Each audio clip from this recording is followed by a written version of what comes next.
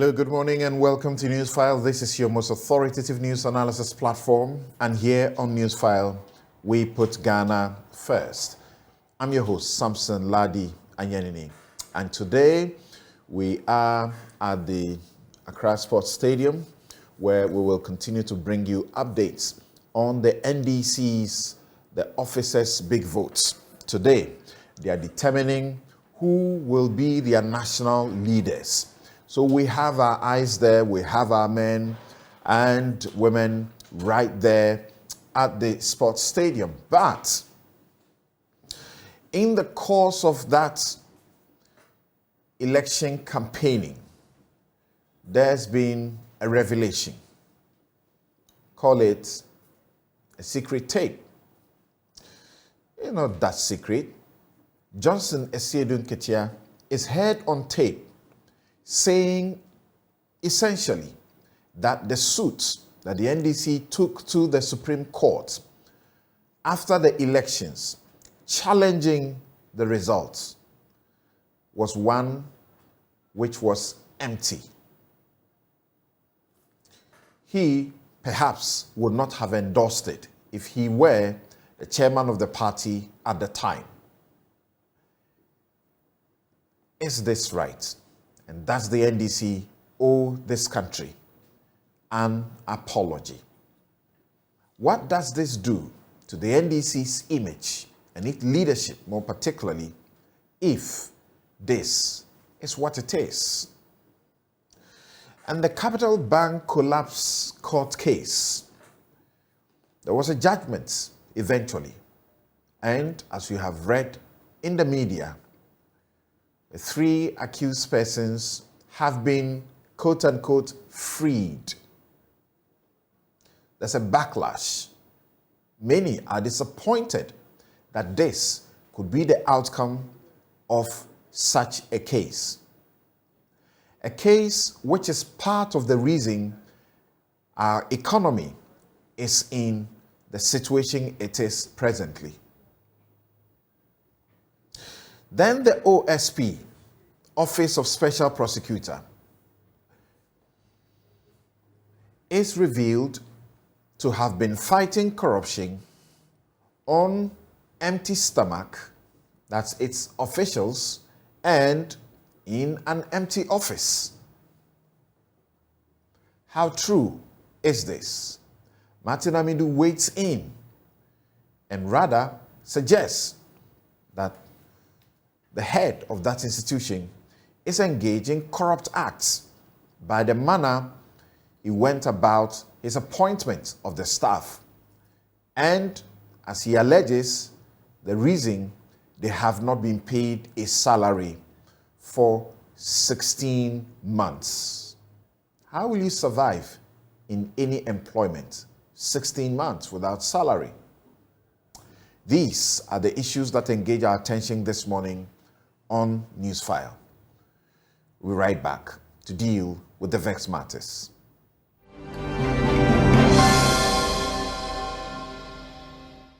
I know that your coalition, the system of the bus said, a robust and strong fire coalition. Your coalition 5 regions now, or say are crashing.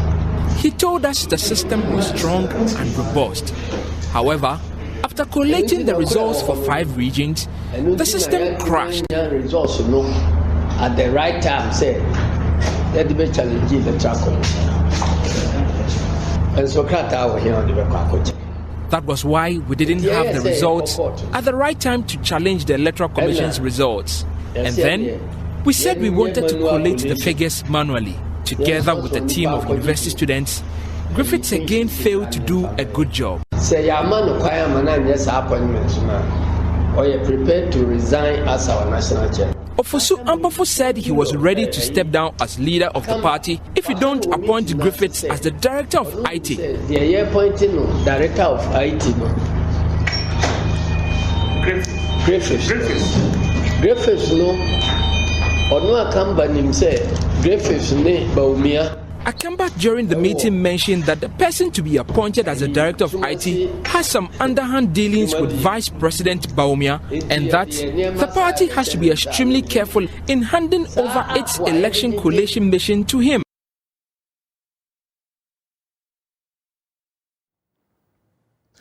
You're welcome back. This is Newsfile. It's your most authoritative news analysis platform, and here on Newsfile, we put Ghana first. So, in perspective, that's the first issue we are canvassing for you about that confession, quote unquote, by Johnson Esiedun Ketia, General Secretary of the NDC, who is seeking today to become chairman of the party, and who, if he were chairman of the party at the time the NDC decided to mount the election petition, it may not have happened because they were going on an empty process, so to speak. There was no evidence to back what they were seeking to do. Is that your understanding of what has transpired as far as his conversation, which has now been made public? And for how long now you have not heard him state anything otherwise, deny or state anything or try to explain that the context or anything else is different in that statement? My guests in the studio this morning, two lawyers who are also authors of legal text. Bobby Benson practices here in Accra, just saying in Accra, but practices in the jurisdiction of Ghana. And he is the author of the latest book that lawyers are excited about, Civil Litigation in the High Court of Ghana by Bobby Benson. Then we have Daniel Korang, who is also a lawyer and author, prolific author. He's authored several texts in criminal law. And right in front of him, over there, you can see those books. Also joining us is the Deputy Attorney General and Deputy Minister for Justice, Alfred Tuah-Yeboah, Mary Awalana Ada, who is Programs Manager, Ghana Integrity Initiative, the GII, Suleiman Abrahima, who's Executive Director, Media Foundation for West Africa. The three are joining us via Zoom electronically. Now, good morning, ladies and gentlemen, and welcome to Newsfile. Morning. Great. Good to have you. And as you have seen, I don't have something steak for you this morning because our table is packed. And to let you know, the date for the domestic debt, that the Ministry of Finance has been working on, and for which there's been some disagreement by civil society, some civil society, and also TUC, more particularly because they are greatly affected by that process. The expiration date has been extended. The Domestic Debt Exchange Program, the DDEP, has been extended to December 30, 2022. I suppose that we will all understand why this is so that the ministry can get the needed buy-in or agreement of those who are not in agreement to be able to get this properly done. And it says that it is considered, some of the development that have happened. It is taking into cognizance the festive season, and it has decided to extend the expiration date of the voluntary offer to Friday, December 30, 2022, with a completed settlement date on Friday, January 6, 2023. The extension comes on the heels of the announcement of a staff-level agreement with the IMF on the 13th of December, 2022. And that's where we heaved a sigh of relief, really huge. And thankfully, we understand that this is part of the reason the cedi appears to begin to whip the dollar. Is it really whipping the dollar? But something is really happening. Within just, 10 days or less, the cedi has seen such a tremendous appreciation. And all of us, are just keeping our fingers crossed that it will be like this, and that the cedi could get to, the dollar could get to 5 cedis, by the end of the month or sometime soon. And then the prayer and appeal to everybody else is that let's look at the situation and begin to let it reflect in the things we are selling and everything that we do in our transactions. The Kinke price may still go back to 2 cedis, perhaps. The transport union has also reduced their transport fares. It may not be as significant, but it is important. So this is for all of our attention. The date of the expiration has been extended. This is significant. Now, having introduced my guest, let's go to begin the very first discussion that we have. If you followed the newspapers, and I'm presently looking at one of them, the Daily Graphic, it reported on the 13th of December, 2022 by Emmanuel Ebo-Hoxton. The heading is Court, quote unquote, frees defunct Capital Bank founder William Ato Essien. And it tells a story that William Ato Essien, the founder of the defunct Capital Bank, who was standing trial for stealing 192.5 million of depositors' funds, has avoided a custodial sentence. 192 has avoided a custodial sentence. Essien avoided prison today, that's December 13, 2022, after the court, presided over by Justice Eric Che Bafo, who is a Court of Appeal justice with additional responsibility, accepted an agreement between him, that is Essien, and the prosecution, that's the State Attorney General, for Essien to pay 90 million as restitution to the state. As part of the agreement, Essien pleaded guilty to 16 counts of stealing and money laundering and was accordingly convicted. Then, Essien, who was standing trial with Fitzgerald Odonko, a former MD of Capital Bank, and Tete Nete, the CEO of a company said to be controlled by Essien, were acquitted and discharged after they were found not guilty. As part of the agreement, Essien, who pleaded guilty to stealing 192.5 million of depositors' funds, has already paid 30 million to the state and will pay the remaining 60 million by the end of 2023. This is to be paid in 3 installments of 20 million each. The presiding judge accepted the agreement pursuant to Section 35, very famous now, of the Courts Act 1993, which allows accused persons standing trial for causing financial loss to the state to pay the money and possibly avoid a custodial sentence. I read this to you before I get to my guest.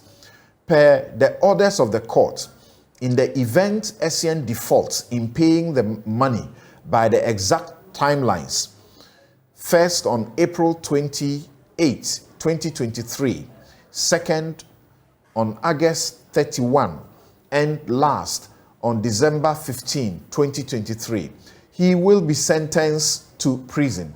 Please mark that. He will be sentenced to prison.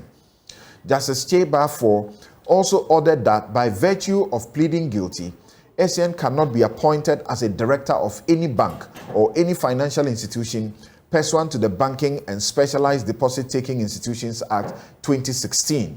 The judge also ordered the registrar of the court to seize the passport of Essien until the convict finished paying the money. Justice Che Bafo, who initially rejected the agreement, accepted it today, that was the 13th of December, after it was explained to him that the state had already recovered 101.2 million. I think it bears repeating and emphasis that the Attorney General told the court that the state had already recovered 101.2 million of the 192.5 million, with the remaining amount being 92.5 million. The remaining amount being 92.5 million. Let's not end it there because it may obfuscate the issues. So let's continue. Also, it came out that an amount of 35 million was repeated twice on the charge sheet, meaning Essien actually has 57.5 million to pay. He actually has 57.5 million to pay, meaning the 90 million being paid by him was in excess of 32 million, which will be interest on the amount to the state. Justice Che Bafo accepted the agreement after listening to the submissions from Deputy Attorney General Alfred Yeboah and lawyer for Essien, Thaddeus Sorry. Thank you. Now, there's been a huge backlash in comparing what has happened to poor, thieves, plantain thieves, and what happens to them. Why is it that they also cannot get the opportunity of not going to jail, but simply returning what they have stolen and perhaps make compensation and go free? Let's begin with Bobby. What's your... Yes, Bobby Banson, let's begin with you. Yes, what do you say? And I have read even lawyers, some lawyers, disagree with this, that this is not good, this is not right, it should not be done. What do you say? Well, good morning to you and your listeners and viewers. I have quite a number of things to say. Yes. First, nobody would dispute the fact that the state has the right to enter into such arrangements with the accused person.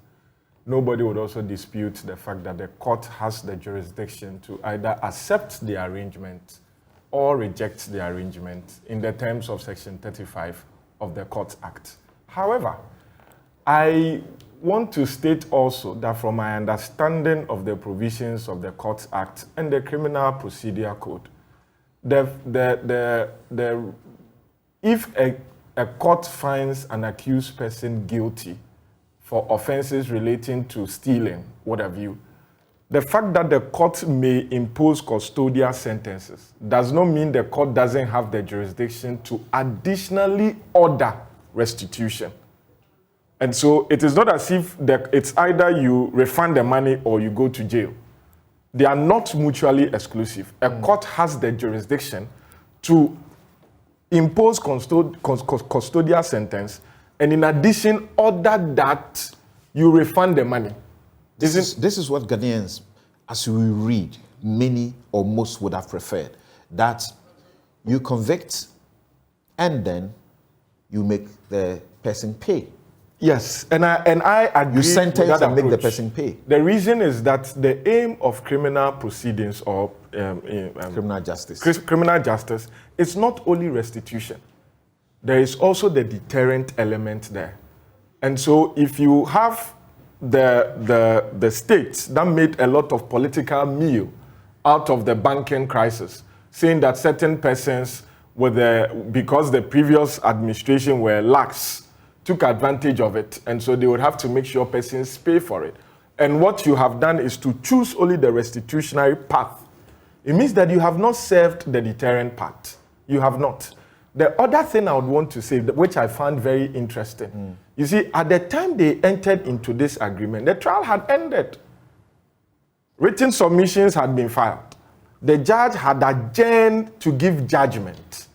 Now, when the judge rejected the first, or when they first came up with the agreement and the judge rejected, because obviously he didn't understand, this so-called explanation, will it be reflected in the charge sheet? The facts that were laid? Those are my questions, because at the time they were prosecuting the gentleman, they never stated anywhere, I don't recall it in the charge sheet or in the particulars of offense or the facts of the case that they presented, that they had recovered 102 million. I don't think it was part of the record before the judge adjourned for judgment. Now coming to explain that, we are doing X amount because 35 is interest. Okay. Would they have to go and amend, or did they amend the charge sheet and the facts? Okay. Now they, oh, sorry. I will bring in the AG to help with the facts, because some of us know the facts to a certain extent, that I think that you need to know them. But substantively, when you say you agree with the sentiment that the best option, particularly in this very significant trial, is to both convict and sentence custodially, and then, also ask for a refund, or as it were, for recovery of the money. Are you saying that under the Section 35 of the Courts Act that they went under law, the judge had the discretion to send people to jail and also ask that money should be refunded? It may not have been mentioned in the Section 35 that you would either choose the custodial or you refund. So Section 35 provides the arrangement that the state may and the judge may. However, the provision in the Criminal Procedure Code, I'm very certain about it, allows for both. And as long as they are not inconsistent with each other, I do not think that they should be treated as being mutually exclusive. Okay. Because it will not be the first time. Because we had a similar situation where Section 35, particularly subsection, I think we should read subsection 4 and 5. It says, if the offer is acceptable to the prosecution, the prosecutor shall, in the presence of the accused, inform the court, which shall consider if the offer of compensation or restitution and reparation is satisfactory. This at the level of the prosecution. Then he moves on to bring in the judge. 5, where the court considers the offer to be satisfactory, the court shall accept a plea of guilty from the accused and convict the accused on his own plea.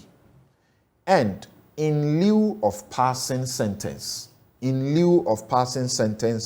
the accused, make an order for the accused to pay compensation or make restitution and reparation. Yes.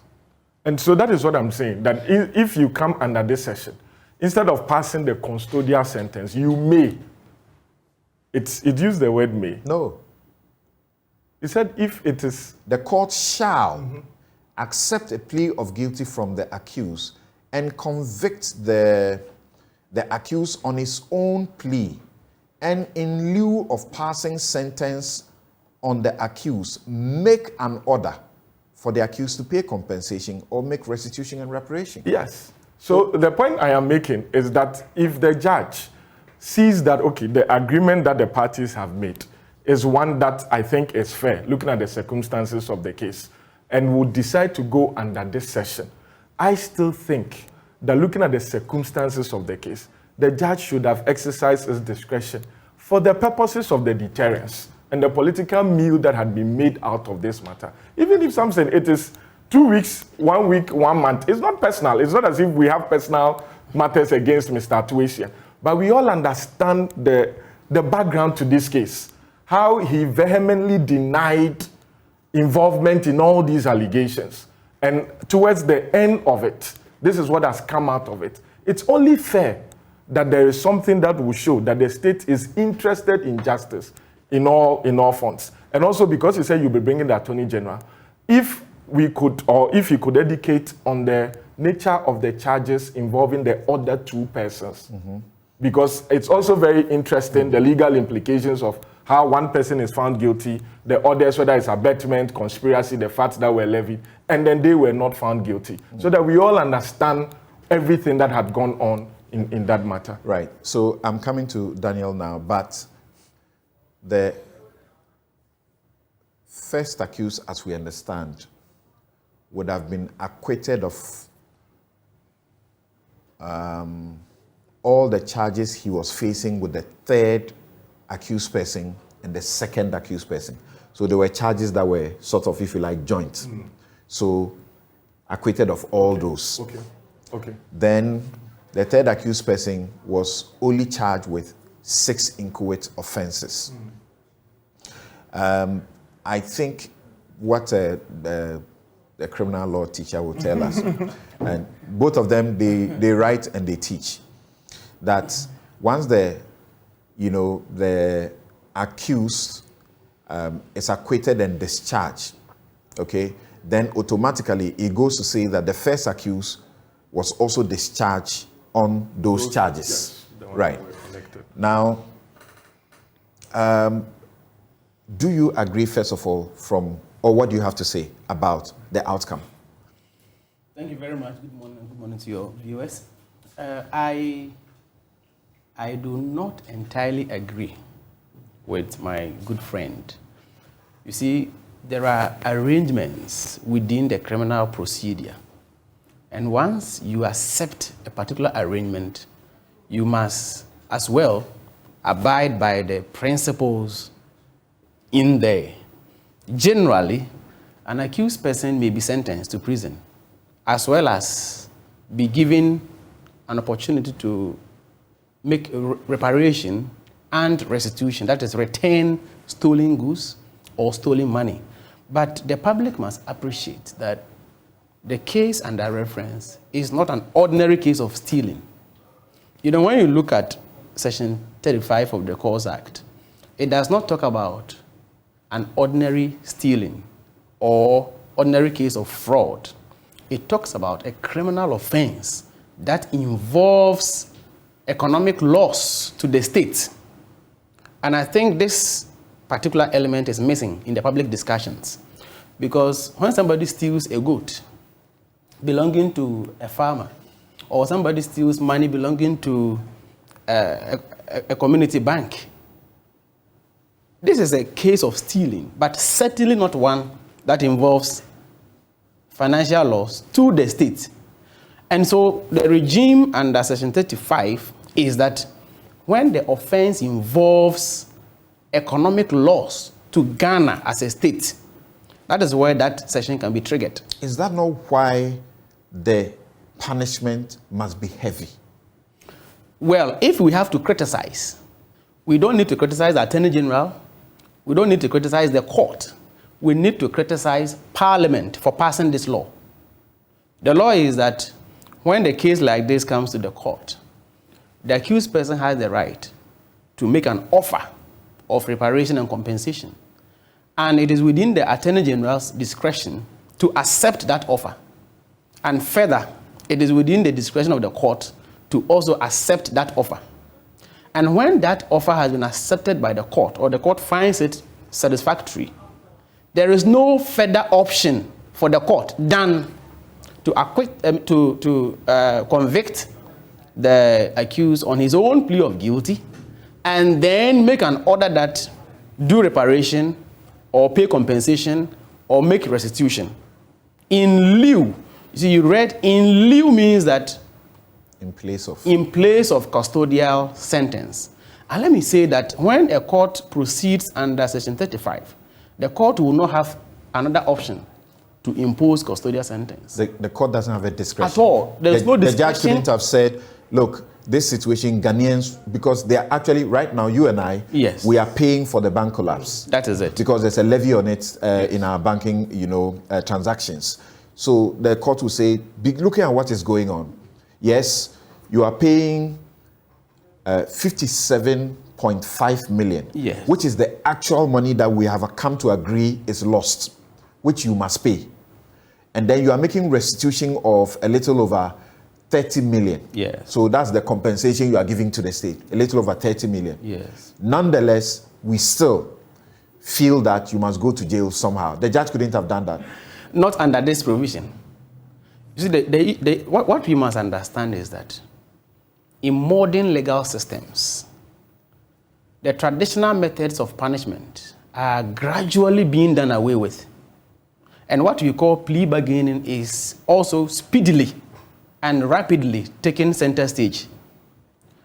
Plea bargaining means that we think that we should engage accused persons in a manner that ensures that they remedy the mess that they cause by their actions. So here is an accused person who has caused massive financial loss to Ghana. Let's assume that he did not take advantage of Section 35. He was tried under the ordinary rules of criminal procedure and was thrown into jail for, say, 50 years to rot there and to die there. Now, what would Ghana have gained? Would have gained deterrence to people who may be thinking they want to do same to the country next time. My view is that custodial sentence does not deter as we think it does. Now, there is prison, do I say prison centers, or there are prisons in almost every capital in Ghana. You go to Sunyani, you have prison, and in other districts you have prison, minor ones. We see prisoners every time on the street sweeping and doing work for people who are getting paid. But do these things really deter? Of course, we have general deterrence and we have specific deterrence, which means that the criminal involved will be deterred some way, somehow.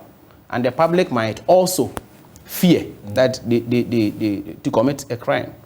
But the point that we should understand in this discussion is that this is not an ordinary crime. It is a crime involving the economic interest of Ghana. And it is important that we emphasize recovery than custodial sentence. Because if we put ASEAN... No, they are saying that you could get both. We cannot get both. Why not? The reason is that the regime under Section 35 No, that you can decide not to go under Section 35. Well... And rather say, I will prosecute to the end. I will not accept any agreement. Prosecute to the end because I'm sure I'll get you convicted. Yes. And I'll get you thrown into jail. And then there will be an order for the state to get its money back. Samson, let me ask this question. If the Attorney General had gone under the ordinary rules of criminal procedure to get conviction and a custodial sentence and a further order of restitution and reparation. Now, we know that ordinarily, imprisonment curtails the movement of the person involved. It really, puts him in a situation that he cannot do any economic activity. So it does not really sit well with reason to say that ASEAN go to jail for 25, 30, 40 years and make reparation, return this our money. Recovery. Where you can only order a recovery. Yes. Where is a prisoner going to make recovery? The state should find how to get the money back. Assuming that ASEAN must be out to go about some economic activities and make some rounds to bring back the money. Now, when he is thrown into jail, how does he do that? So when I appear before any court in criminal cases involving loss of property and money, and there is a need or an interest of recovery and restitution, my prayer is always that when you get this person into jail and he is languishing in there, is it family members or friends or who are supposed to make the reparation? So yes, I understand Ghanaians. I understand the backlash. But what the public must understand is that because of the economic interest nature of this particular crime, that is why we have this provision in our laws. And so when the Attorney General took advantage of this very provision, in my view, they didn't err. Okay. Before I go to my other guest, and I'm doing something deliberately, I'll bring in the Deputy Attorney General. The last time we discussed it, we spoke to him first at length. And he explained, gave us the facts and the misconceptions about how much exactly was owed and everything. He explained all of that. Now, I see that as Bobby spoke, he was referencing the Criminal and Other Offences Procedure Amendment Act 2022, Act 1079, which the President assented into law very recently, July 2022. When you were saying the judge, for as long as this does not contravene or does not depart from Section 32, he could have also gone under 35. He could have also gone under this law, or the Attorney General could have rather gone under this law, where you make the offender plead to a lesser offense. Yes. Then you get some money back, and then still get jail. Yes, that makes a lot of sense. You see, I started by saying that the criminal procedure is a very big arrangement that has within it several other minor arrangements. One of them is the plea bargaining as we have enacted. And you were part of this process? Yes, I was part of the parliamentary workshop at Kofodria. Okay. Now, this plea bargaining arrangement enables us to have reparation and custodial sentence. That is one arrangement. And Section 35 of the Courts Act is another form of plea bargaining arrangement that gives us reparation and compensation without a custodial sentence. The same arrangement is repeated in Section 71 of the Office of the Special Prosecutors Act. Now, we have these options there. It is not the Attorney General who triggers the discussions under any of these. It is the accused person who says that I want to go under the Plea Bargaining Act or go under Section 35 or allow the trial to proceed under the ordinary rules. Now that accused person comes in to say that this is what I want. And the Attorney General and his people think that in the interest of Ghana recovering the money, why don't you go here? Because I've already said that when a person is incarcerated and you still expect that person to make reparation, sometimes you realize that you are just not, going to end anywhere. Of course, if the judge had rejected the plea negotiation or agreement and had said that, well, let's allow the trial to go on. If you are convicted, I have the power and discretion to make orders for reparation and compensation, as well as sending you to jail. Now, I think in this situation, the jail element that is missing takes away our view of deterrence. Yeah. So the question others have asked, and I'm going to my other guest, and Deputy Attorney General, please, this is deliberate. Just hang in there. I can imagine that you are listening and you feel that some of the facts are not as accurate and you want to come in, but just hold on there. I want to hear our other guests and then come to you. If the purpose is to recover money which is important to us, and that, as you said, the criminal justice process, the world over, is beginning to gravitate towards finding a way to recover money, to compensate, as it were, restore people, rather than sending them to jail and the state feeding them. And in Ghana, they don't feed them as much. They are always fighting because of food, and they don't even have a good place to sleep. Yes. Now, what will you say to the fact that when you guys were working on the Plea Bargaining Act, you exempted certain offenses for which people must not be allowed to plea bargain? Yes. And some will say, if you say something like defilement, when people get defiled, sometimes they are poor people who get defiled. Maybe they would have agreed that they will get, maybe it's a rich person who has defiled a poor person. They would rather get good money from them. Or even let the lady marry. They would rather get good money from them instead of you throwing the person into jail.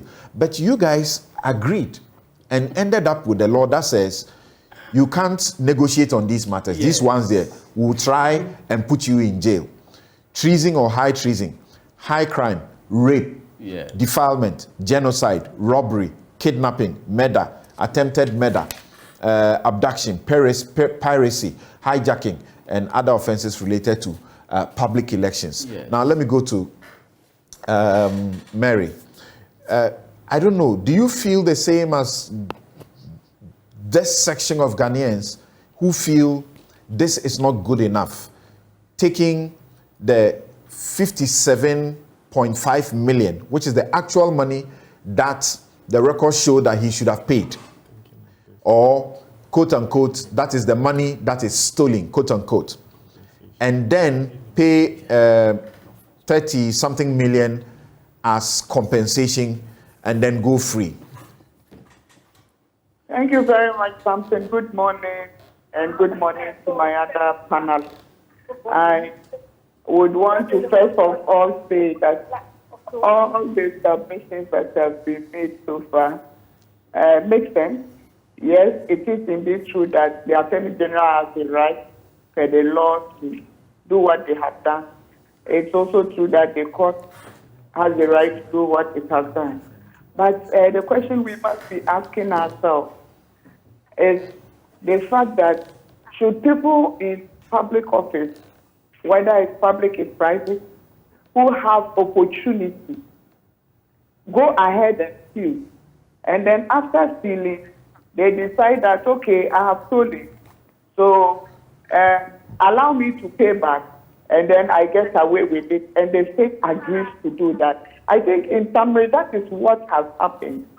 Let me say again that I do not know this gentleman personally to have any ill motive against him, but to say and contextualize that the fight against graft and corruption in our state has been stated to be one of the weakest links to our development. Again, we have seen various audits done and reviews, particularly on the UNCAP, that has shown that our sanctioning regime is very weak. So the people of Ghana would have appreciated that when the opportunity availed itself, the Attorney General's office would have pursued this to the latter to ensure that we are generating or gathering some trust that we are interested in fighting corruption as we proclaim. Again, let me say that when we say we are deterring people, you have said it, that when people steal goods, when people offend, the minor one, we are quick to sanction them, and the sanctioning is punitive. So the question I'm asking is it punitive enough?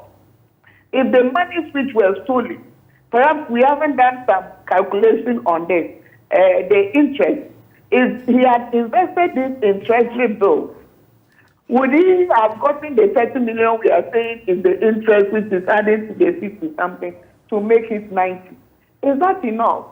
Are we not sending the message out there that people who have opportunity can continue to do what they want and just get away with it? Because the state is not interested in pursuing this to the latter to ensure that the right thing is done. I believe for us in civil society, we think that this was a fine opportunity for the Attorney General to demonstrate that this fight against graft, the fight against the blatant stealing of our public resources, is one they intend to pursue to a very good conclusion, to let the citizens know that we can trust this system again. But if we see these things happening, then we are beginning to think that we do not want, we just want to enter into plea bargains and let people get away. They would cash all the stolen assets and then go back to enjoy them. Yeah. So Mary, when you say that, yeah. When you say that, shouldn't we have pursued both? I believe that is the question for the Deputy Attorney General to answer to the people of Ghana, because we believe that we should have pursued both. Right. So I was going to ask you,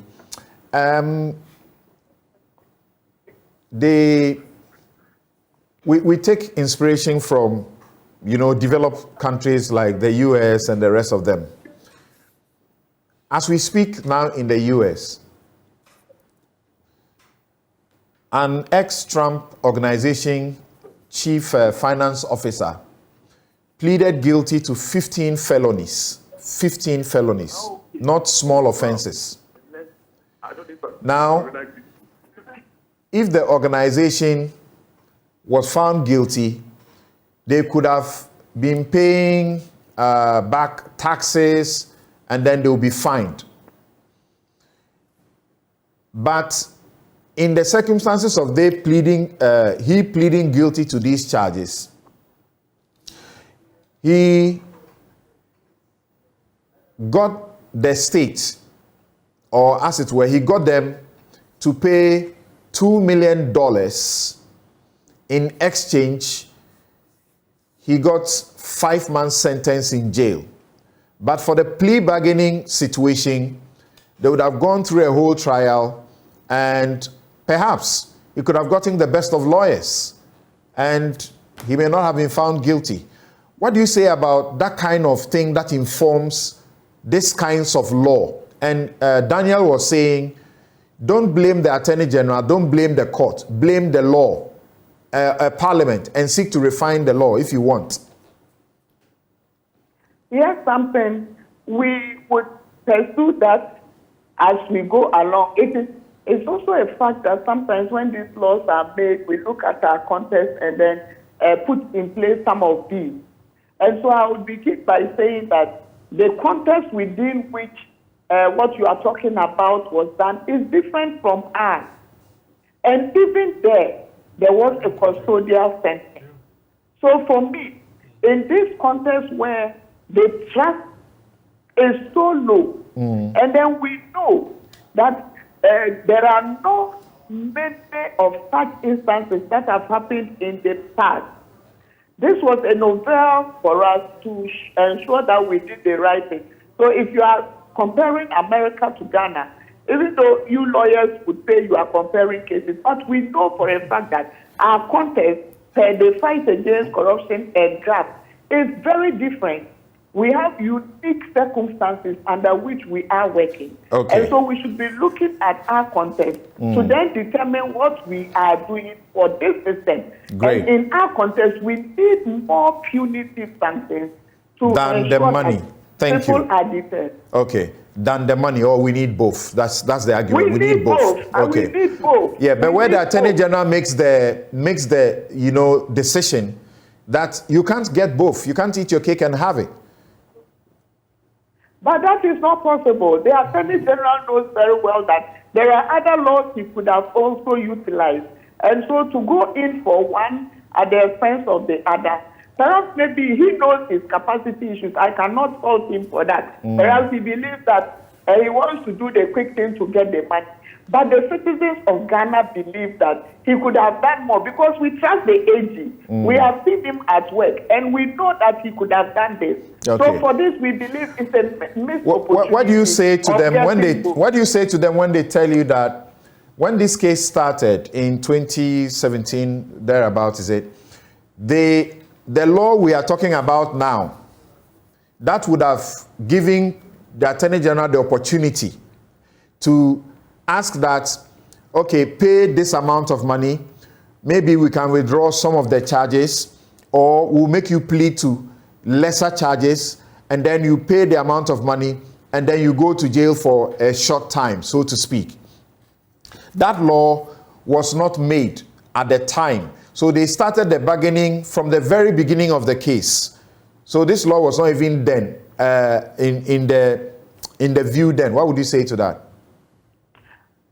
Unfortunately, for some of us, if it wasn't there, it means it couldn't have been used. But then I am very sure that for you lawyers, you would have found something else to use. No, in our jurisdiction now, you couldn't have found something else.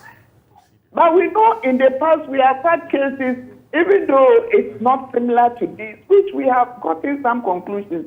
So we have some challenges. But then we also know that there is always a way if there is a will. And so for me, I believe that if there was the will to continue, there would have been a way to circumvent all this. Now, finally, and some 30 seconds, does it make any difference to you that whilst the criminal prosecution was going on, there was also a civil case that seeks to recover the monies specific to those that some of the monies went into their hands? So I think that civil case has as many as 16 or 18 defendants, including Atuasian. For me, if it did not take away attention and then capacity from the AG's office, then it doesn't make a difference. But if it took away the attention and capacity as well, it does. Perhaps maybe we should have waited to have a conclusion to the criminal case, and then we go on to the civil to ensure that we could do more. But then at this stage, perhaps the Attorney General has his reasoning for pursuing both at the same time. All right, thank you. Now let's go to Suleimana. Let's go to Suleimana Brahima. And Sule, before you come in, just a minute, Bobby Banson wants to make some small input. Yes, just small. I was making reference to Section 148 of the Criminal Procedure Section Act. 148. Yes, I see there that there's a limit. So the law there used the word compensation. So in that instance, then the court can pass the custodial sentence together with ask or order the accused person to pay compensation. But there, the amount to be paid is limited. So I believe that the judge may have weighed that provision because that was what I was seeking to push. Okay. But the amount there is very limited. And so then that is where the popular view is that's the education you are seeking to be. The popular view is saying that you could have gotten your money and still put the person in jail. You are saying what exactly? That you could not have gotten all the money that you are asking for if you want to go under Section 148 of the Criminal Procedure Act. So that the court would then pass the custodial sentence, but then order what is called compensation to be paid to the person that have been injured, which in this case will be the state. But the amount to be paid is stated at 10 million cedis. In this law? In this law. That is what I was saying that, so like you said, in the criminal jurisprudence, there are so many aspects of the law that will promote this kind of arrangement. But I believe that if you look at the 10 million cedis, let's be careful. You are reading, we don't know. Oh, 10 million if this cedis, is not maybe the old. If this is not the green book, yes, where Justice Crabb has revised, it could show that it's no longer 10 million. Yes, it could show a lesser amount, I'm sure. It could show a bigger amount, right? Oh, a bigger amount, yeah. Yes. Yeah, they made it a bigger amount. Okay, now let's go to, we'll try and check what the Green Book says. We have what we call the Green Book. The Green Book is Ghanaian laws that the state has given power or gave power to the Law Reform Commission, which was at the time headed by Justice VCRAC Crabb of blessed memory. And they were reviewing our laws because there were things that were antiquated, there were things that were completely lost. So they changed things from time to time. As you can see, it's 10 million there, which is maximum. But if you see Justice Crabb, I suspect if you read the Green Book, he would push it up because 10 million, 1960 cannot be the same thing. Right. Now, Sule, let's hear you. So across the table here, you have heard Bobby Banson, you have heard Mary, who agree with the popular point of view, except the latest revision that Bobby has brought in. Where do you stand? Well, Samson, I think I'm really tilted towards what you call the popular view. To start with, we've had instances where politicians have gone to jail for causing financial loss, whether or not at the time the opportunity to do plea bargain or what has been used in the current situation was available or not is another matter. Yeah, it was available. It was available. So we can talk about Malam Issa going to jail for causing financial loss. Yes, this law is 1993. Right. George Sipayanki, Dan Abudapi, Ibrahim Adam, and all those people went to jail for causing financial loss to the state. The question then you ask is, was it a case that the lawyers for these people were not interested in the possibility of, plea bargain or paying back the money, and that is why they went to jail? Now, listening to the conversation, there was a point, one of the panelists made the point that, look, at some point, the accused person says, this is what I want. And I guess the question to then ask is, what does the Attorney General want? Because I don't believe that what the accused person says I want must be what should be acceded to. And in fact, the accused person didn't get what he wanted.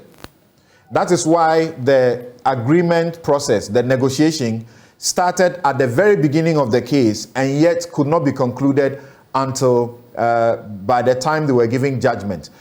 Initially, the accused person, as the records show, was admitting to accept only 25 million, which was what he called the promotion money he had taken as duly entitled for business promotion and other things.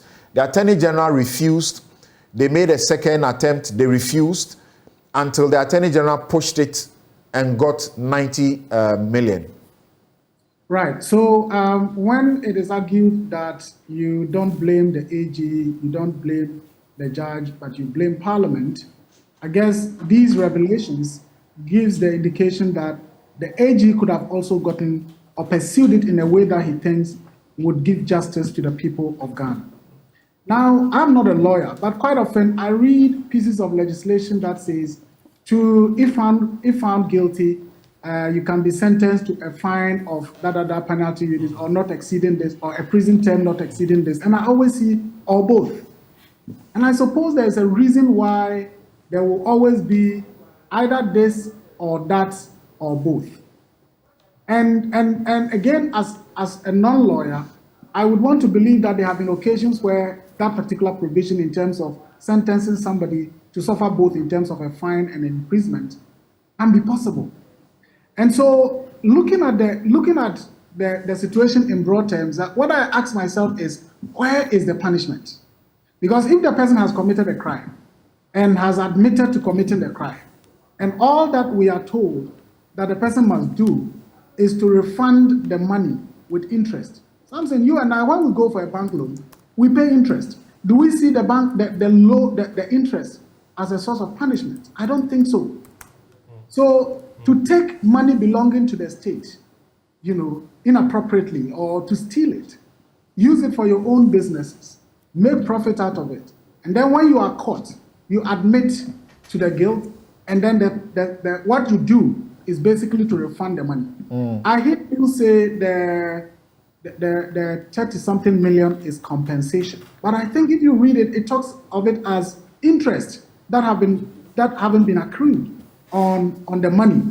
So if all that the person did or the person is being asked to do is to refund the money with interest, then really it's almost like it's fine to steal. If you are caught, you refund the money with interest. If you are not caught, then you can go scot-free. And so the question that I'm asking is, where then is the punishment? If all that the person is suffering, in fact, it's not even suffering, is to refund the money with some interest. Right. Therefore, where is even a fine for committing that crime? If it was the case that, okay, you pay the money with this interest, and on top of that, you are being fined to pay this amount for committing that crime, then we would see some sense of punishment in that. And Sule, to help you with the law, our law on money laundering, because one of the offenses that he was accused of, or they were accused of, was money laundering. Section 4 speaks about penalty for money laundering. And it says a person who contravenes sections 1, 2, or 3 commits an offense and is liable on summary conviction 2.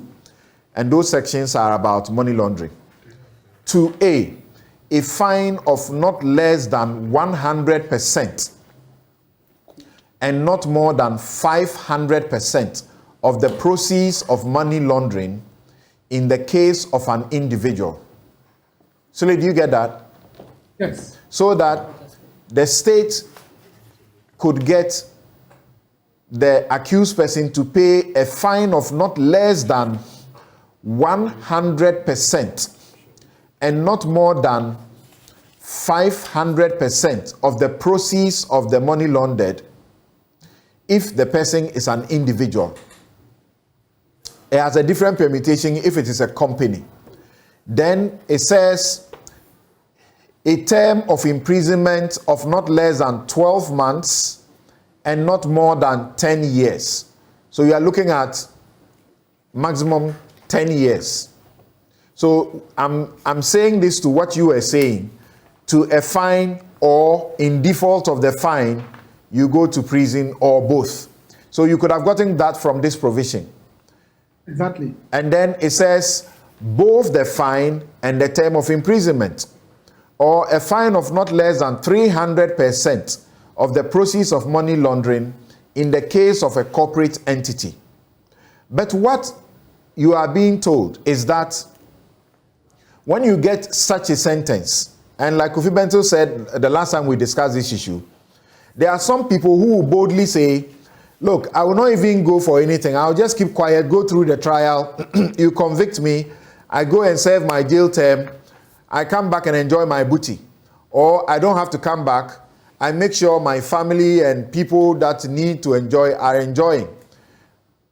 You know, and the state may be asked to recover the money whilst you are in prison. But they can't find your asset, because by the time you are being jailed, the asset has, they will say mogrified into various different people. You can't trace it to get it for the state. So all you would have gotten is a person in jail. What do you say to that? Well, in this case, I think we could have really gotten more than that. Because how? Explain. As I said, one, so the person, based on what we've read, the total amount was 192 million or so. The state says it had already recovered about 102 million, leaving a balance of about 90. Then we are told, oh, there was some repetition of a certain amount. And that amount added is actually the interest that we are asking the person to pay on the money. So all that put together, the person is supposed to pay 60 million or so between now and the end of 2023. 90 million. Sorry, 90 million between now and the end of 2023. Yes. And I'm saying that, therefore, where is the punishment? Because that's exactly what the person took. And you are basically asking the person that if you had gone for this money as loan, you would have paid interest anyway. So pay the money back and pay the interest, and that's it. And I'm asking, is that deterrent enough? Why wouldn't this be a motivation for others who would say, oh, okay, so if I go through these processes and I'm able to make some 200 million, well, I try to keep it. If eventually I am charged, I go under this provision, and then if it is accepted, all I do is to pay with the interest. And I would have made more than the interest that I'll be asked to pay anyway.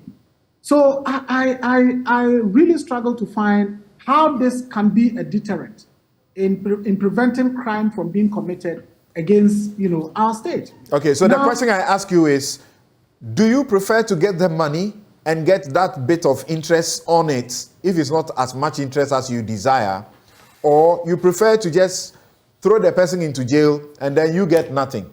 And you would have also spent state resources doing the prosecution, and then the person goes to jail. It's your state, it's your money again that has to take care of them. So the point I'm making is this: if I'm charged to the court tomorrow and I'm found guilty, I'll be fined. So first of all, having been asked to refund the money, because they're refunding the money with interest is a given. That one is something that you took. There could have been a fine, a substantial fine to serve as a deterrent, in default of which you go to prison. That's option one. Option two, again, speaking as a non-lawyer, is whether or not we could have had a situation where we say, okay, you go in for 40 years or for 35 years. But if you would want to refund the money with the interest, then this is reduced to 2 years imprisonment. And there are some people that I know that even a day in prison, if I would pay or if I would commit whatever to be able to avoid that, I would do that. All that I'm saying is people have gone to jail for causing financial loss to the state. Right. And therefore, if others are going through a certain provision in order for the state to have the money back, we should see some semblance of a punishment that will serve as a deterrent. But what we've done is to indicate that, look, yes, you can take the money. The consequence of it is that you refund with interest. That's all. Okay. And I don't think that is really helpful. Yes, but the lawyers are explaining something to you that is inconsequential for you, that the manner in which you wanted it was not available. That law they could have used was not even available at the start of when they were doing all of this. And that the law that they have used to get you some money and some interest does not allow the judge to do otherwise. So that's why Daniel says, then go to Parliament and look at the law. Then the Attorney General have also been explaining and asking Why is this popular view refusing to take account of the fact of the punishment that has already happened by way of the conviction? Because if you are a convict, you are a convict. An ex-convict, you are a convict. In this case, you can't even, and the judge had to repeat those things, even though it was not necessary for the judge to repeat them. The law says, if you are doing this kind of business or you have been convicted, you can't be a director of a bank anymore. And then a conviction on you has its own consequences. All that is not sufficient. Well, I don't think so. And if it is indeed the cause of the law, then we actually need to look at the law, because the plantain thief or the 1,000 CD thief who goes to jail for 5 years or 6 years or whatever would be happy if all he suffers is the conviction tag. Right. You know, pay the 1,000 and then go home, you are a convict. Okay. All right. Now let me go to the Deputy Attorney General and Deputy Minister for Justice. But Daniel said one small input quickly in 1 minute. Yeah, thank you very much, Samson. This conversation is really important, but a very dicey one. Dicey in the sense that we know that there is something we call justice according to popular view and justice according to law. You see, when you are making legal argument in public, you are very likely to hit a rock, because you might know that, or you might see that you are saying what the law says, but the popular view might not sit well with what you are saying. And that is exactly what we have now. We know that the law is not logic. Sometimes law doesn't make sense, but it is the law as we know it. So what I want to say is that there is something we call prosecutorial discretion. What it means is that the Attorney General has a discretion to do so many things within the confines of the law. Sometimes when you send a person to do one thing, and that person can do that thing in 3 or 4 ways, 4 different ways, you shouldn't blame the person when he adopts the process or the approach that you may not have adopted. I don't know if that is clear. Okay. So the Attorney General had several options to approach this case. And in their best of views, they chose one method. That is why my argument is not that we have to condone corruption. No. My argument is that what has transpired is clearly within the confines of the law. So that if the public or members of the public are not comfortable, we should be careful in shifting blames. We should rather kind of look at how we can change the law. I am clearly of the opinion that Ghanaians are not happy and comfortable with the law. And so what must happen? You don't blame the law enforcer. You blame the lawmaker. So that we see if we can change it. Right. Thank you. Alfred Chiayebua, thank you for your patience. And this is what I wanted you to consume before you come in and make your submissions. You have heard across the table, and you can tell what the popular sentiments are as far as this outcome is concerned. Thank you very much, Samson, and then let me also extend my greetings to the other panelists. Now, what we are doing now is what I call post facto arguments. Why is it post facto arguments? We are assuming that Atuesian was guilty at the time that he even made that offer. So the court was bound going to convict him. That's the assumption. Then you also look at people also having the opinion that even if Atuesian was going to be convicted by the court, automatically he was going to be sentenced into prison. That assumption is also quite dangerous. Because a judge sitting in a case like this, which is a second-degree felony, may even choose not to imprison the accused if he finds him guilty. It's possible. It's also possible that the judge will have found him not guilty. So now that we know the facts that he has pleaded guilty, that's why we are seeking to roll it back. To say, oh, we ought not to have accepted it. Because had it not been the fact that we went through this process, he wouldn't have accepted his guilt. He wouldn't have admitted owing or taking 27.5 or 57.5 million Ghana cedis. So it's after the fact that we think that people are making the argument, oh no, but let me come back to the main issues. Before I even come to the main issues, somewhere in the 70s, I'll be very snappy, but I'll resolve most of the issues. So somewhere in the 70s, this gentleman in Ghana by name Ohinijan, a legal practitioner in Sunyani, he was accused of murder. In the course of the trial, the state agreed with the prosecution agreed with the counsel for that accused person for him to plead guilty to manslaughter.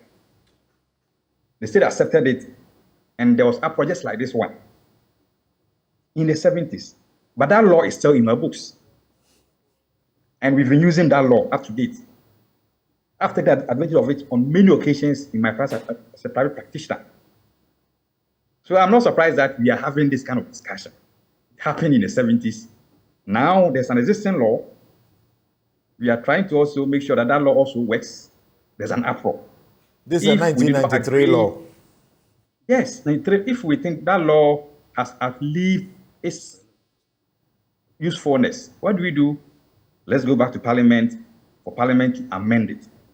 But so far as we go under the ambit of Section 35, and so far as the judge is satisfied with whatever arrangement is made under Section 35, that judge has no other option than to spare the accused person sentence.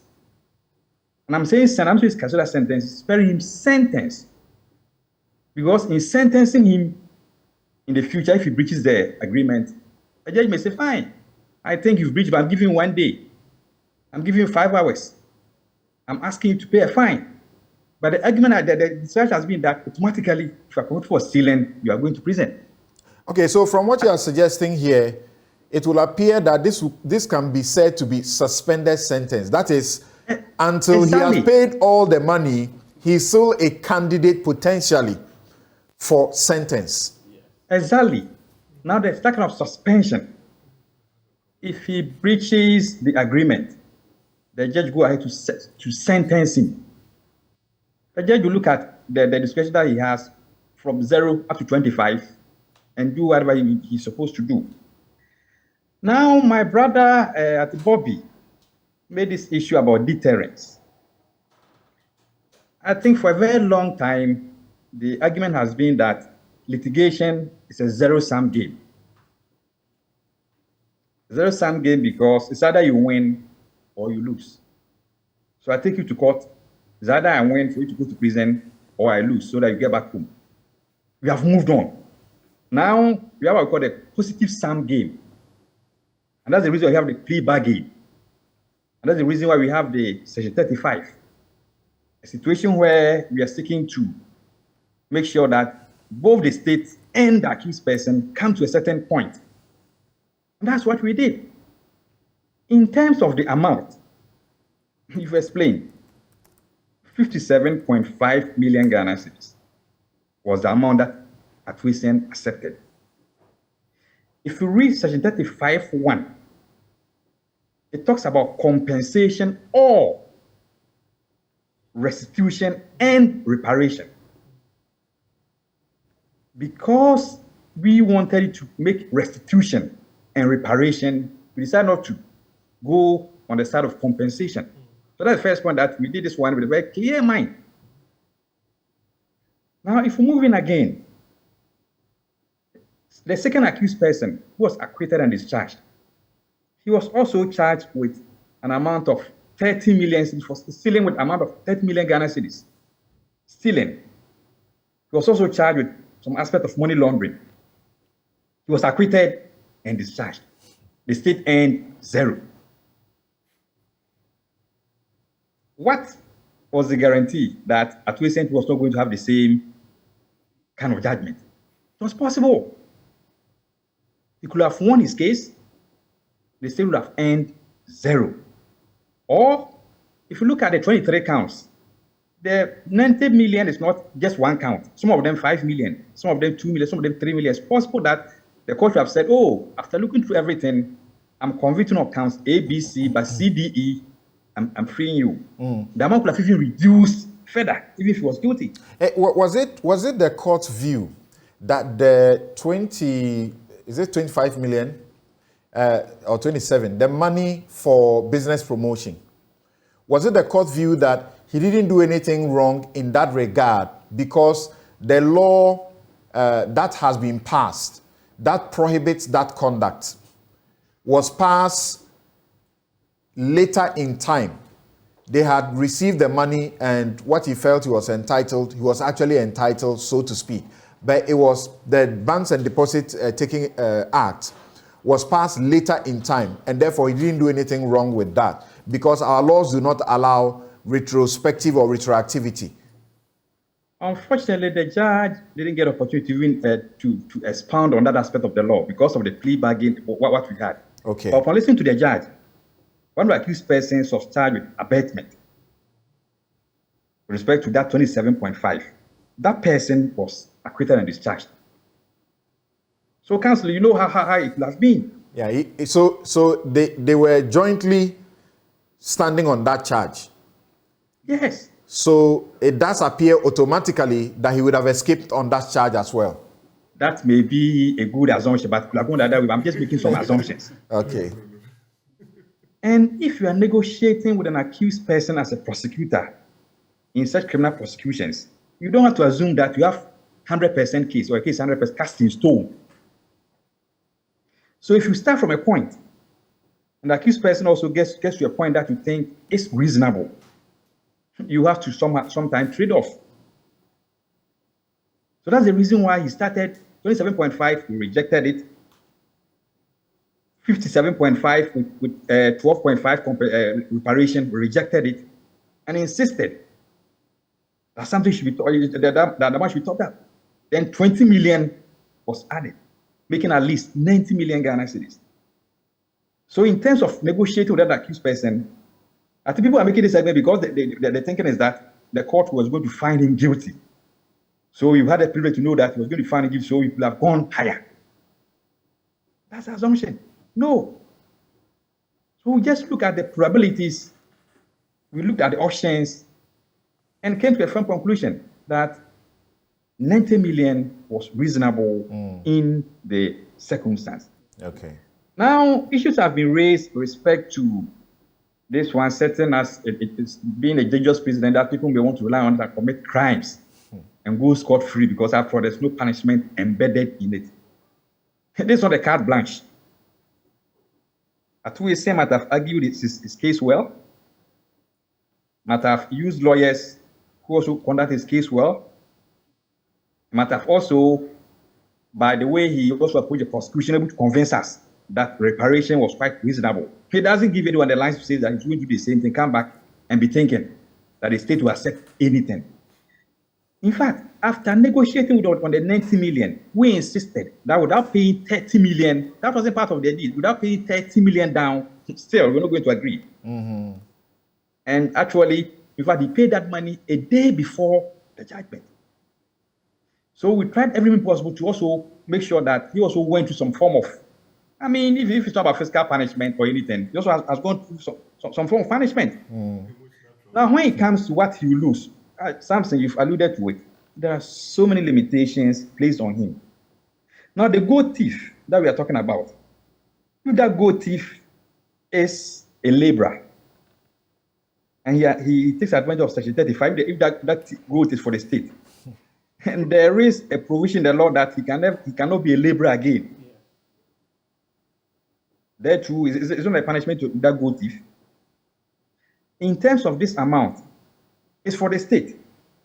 So a state may want to negotiate with an accused person, but a goat thief, someone who goes to steal the goat of a private person, that private person is not ready to accept the goat. He may want that person to go into prison. So if you're a prosecutor, you cannot stop it because the owner of that item is not ready to sit down with the complainant or with the accused person to have the matter sorted out. All right. Now, if you are a goat thief or a yam thief, and the yam, as Daniel said, if the yam belongs to the state, and there is this kind of economic loss to the state, you can take advantage of Section 35. So it matters not who is involved. In fact, if you take the case of the quality grain case, which was I think Yasafre sat on that matter. In his judgment, he made allusion to Section 35. And he said he was even surprised that his person did not take advantage of Section 35. If you read the Malamisa case, a similar pronouncement was made when the matter went on appeal, why he did not take advantage of Section 35. So we have two options. Either we decide as a state that when people commit offenses, we go to court, prosecute them, and damn the consequence. We can prosecute them if they are convicted and sentenced to prison custody. They will go. They have don't let us forget. They have the right to appeal. That's right. The person go into custody, he will appeal. He may win the appeal. State gets nothing. He may go in, then he may even be pardoned. It has been happening. He may go in, then he comes back to enjoy the booty. But the problem that we have as a state is that we always talk, but we are not ready to talk to security agencies. If Atu Essien had been convicted by the court, and the court had ordered that the state should recover the money from him, that would have been the best. But that one would have been the best only when Atu Essien has some property that we can fall on. If he doesn't have any property, it ends the matter. Okay. But if we have information on other cases and they think that, oh, it's me, for example, it's Daniel. Daniel has property A, B, C, Y, Z, and security agencies they are involved and they are also informed, definitely you will know something that we will be holding on to. If you are negotiating with them, we realize that you have property A, B, C, D. Something you know that in that case, we will also be as hard as possible. Because in any event, there's something that we can fall on. All right. So we did all this, taking into consideration the facts available, and also having realized that there's a need for the state, at times, if need be, look at Section 35. Whether he used 35 or the plea bargain, we do not initiate that process. It is the accused person who initiates. If he initiates and the offer is good, the state may consider it. If the offer is bad, the state will reject it. Right. And as I heard you after court on the day, you said that you can assure Ghanaians that by the expiration of a particular date where he's supposed to pay some money, if he doesn't pay, you can assure the public that the matter will go back to the court for the court to exercise what it has to do, correct? Yes. The first payment is supposed to be made on or before 28th April. If on the 28th April, Atu Essien has made 19.999 million Ghana, remaining 1 peswa, Ghanaians should rest assured that the following day, the police will pick him up and the entire amount outstanding becomes payable. If he's not able to pay, the court will go ahead to sentence him. Oh, that no, one, but a judge will not sentence him on that. That being the second installment, not being the final installment, which is expected in December 2023. And a court will note that if a substantial amount has been paid, why do you sentence when there is room? And in fact, the third installment is pending, and the final installment is also pending. So wouldn't it be reasonable for a court rather to say, if you have defaulted and you have not paid all by this time, I'm allowing you extra time to do this, rather than say, go to jail, if the money is what we want? We will object to such a stand by a judge, because the agreement we've had with the first accused is to the fact that that money ought to be paid on or before 28th of April. So okay. Not even a day all right. added to it. Okay, thank you. But courts act with reasonableness. Yes. I have a problem with that provision. And that provision that says that under the Section 35, if the accused person defaults, then he would now go to jail or, He'll be sentenced. And that is why I asked. You recall that Senior Martin Pebu went to the Supreme Court. This law is 1993. That's and right. the Supreme Court decision, I believe, is 2016 or 2017.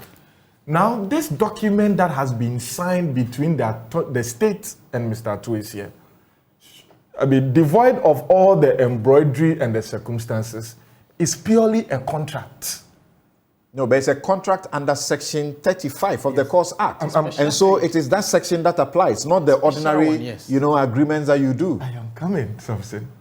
The same understanding was what we had when it came to surety for bails.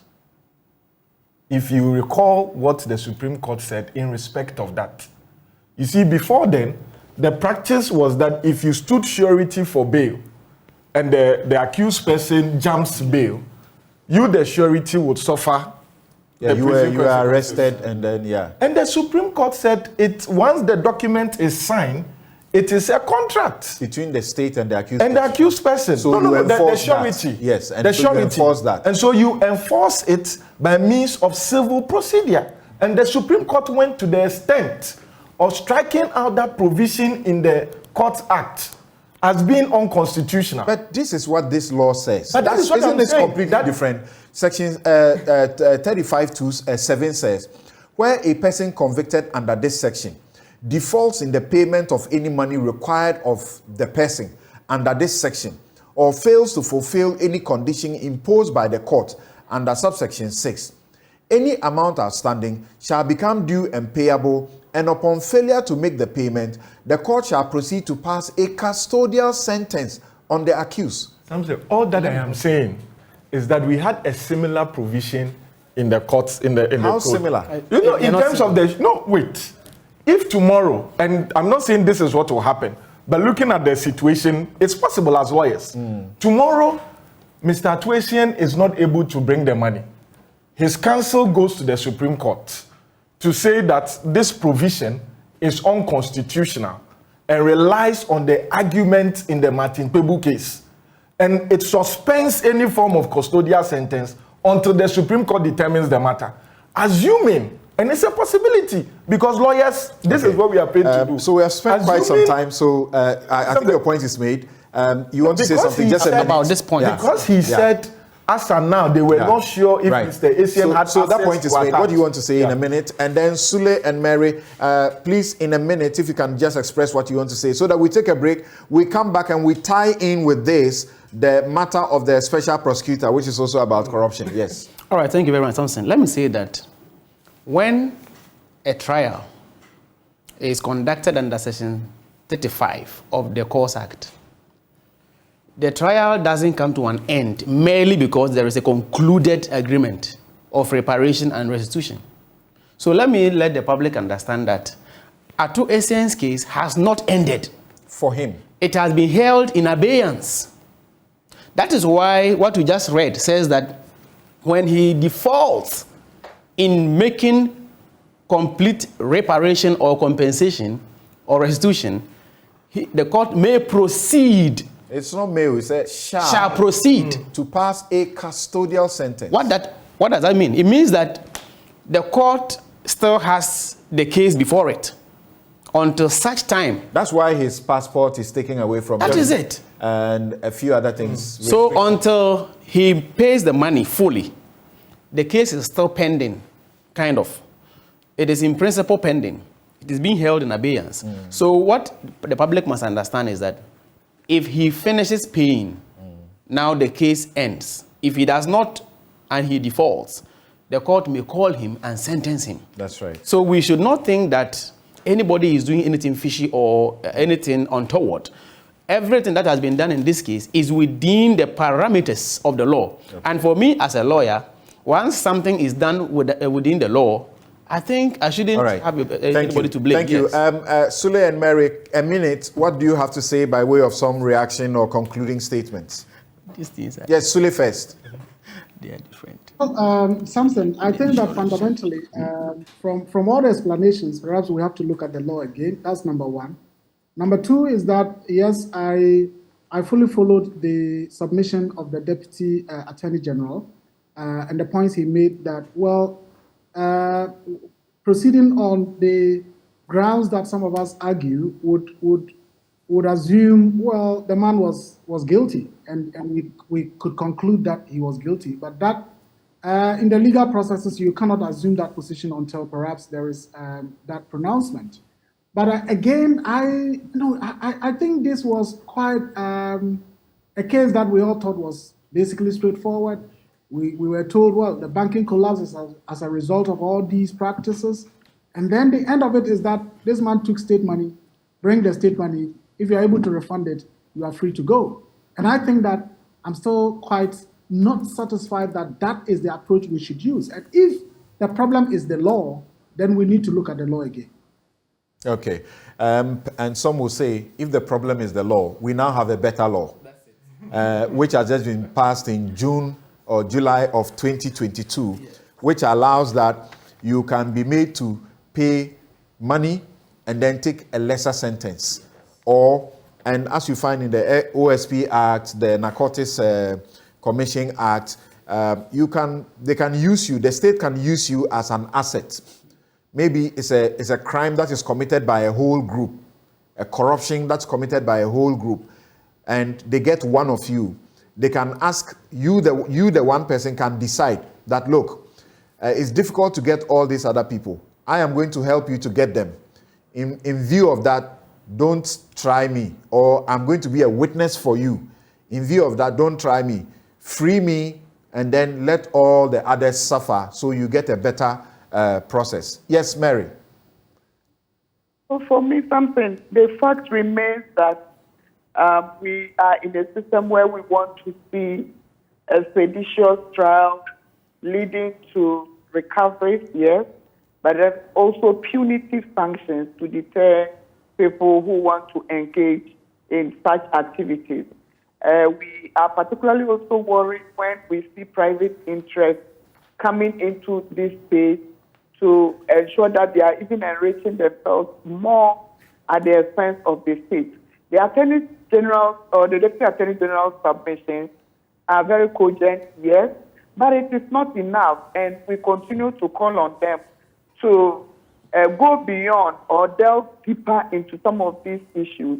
Now we have a law that can do this, but then we know that we expect of them very high standards, and we believe that in this instance, they could have done more. And the review of the law is perhaps the ideal thing we are all seeking to see, to ensure that there is punitive sanctioning when the need arises. But also to say that apart from the punitive sanctioning, we need this recovery to show people that the state is ready to do its work and nobody can get away with wrongdoing. All right. Just like that. People enrich themselves at our expense when poverty continues to be perpetuated and entrenched in our society. So we take a break here. When we return, we'll go to the OSP where we are told that for 16 months they've not been paid salaries, they have difficulties. And so if you see them working the way they are working, they are doing all of that without salary, and they have challenges in their office and all of that. Some are wondering, this is the office that is getting us a lot of money so far. They have stopped the NDA, crime, so to speak. The 10 million has not been paid. They have stopped it. When you go to the matter with the GRA, they manage to get us some money in that area as well. So what is going on? We'll be right back to deal with that very briefly, and then we zoom in finally to give room for our other JoyNews team to bring us the NDC's national officers election. But there's a question we are asking: the confession of Esiedun Ketia, should it have any implications? We'll be right back.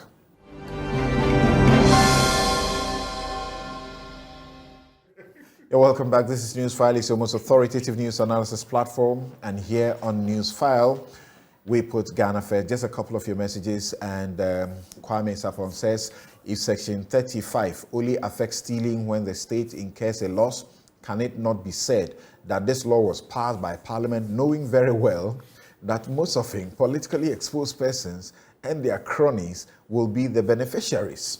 Aish, good thief, you are on your own. That's Kwame. Then, just a couple more, let me share them with you. George asked the question. In this ASEAN matter, what happens to the argument about the net present value of the outstanding money? That is also important for me. And then Frank Anderson says, this should be the best outcome for all concerned. Ato Essien did not steal from the public purse. He misappropriated bailout funds advanced to him by the government through the regulator to stabilize the financial market. That is different from those who dip their fingers into the public purse. Besides, he's not a repeat offender. So let's take it. Then this one asking a question and saying that, look, the view out there by most journalists that the accused persons have been freed is not accurate. Only 2 accused persons were freed. Ato Essien is not freed. Of course, that has become known now. And then on the plea bargain, I was reading the exceptions and asking why is it that defilement, rape, robbery, all of them, you can't go and plea bargain and also get away. And I'm being informed that, in fact, when that law was being made, it is the Attorney General who went to Parliament to, insist on the fact that there was a need to have exceptions because there are certain crimes that you should not, be condoning. If you are raping and you are doing those things, we should not allow you to pay and go free. And the Hansard of the day has the record that the Attorney General argued strenuously against the ranking member of the Constitutional and Legal Affairs Committee of Parliament before a vote was taken to include exceptions to the plea bargain. Well, the popular view at the time going round was that certain offenses should not be allowed for plea bargain, including murder. Right. Now, let's go to the special prosecutor, and we'll see how we can deal with that quickly because there's also that important matter of the confession of Esebion Ketia, and he has confirmed the tape that is what it is. There's nothing wrong with the tape. It's what he said. So, must there be any implications for that confession that they were taking an empty suit when they knew that that is what it was? Here is Haruna Idrisu, minority leader in Parliament, expressing his disgust at what the special prosecutor and his officers have suffered in 16 months. The matter of the special prosecutor, and I'm happy Chairman for Constitutional Legal is here. There are major issues that requires his attention. I've just asked for an email. Office of Special Prosecutor, you put that young man there.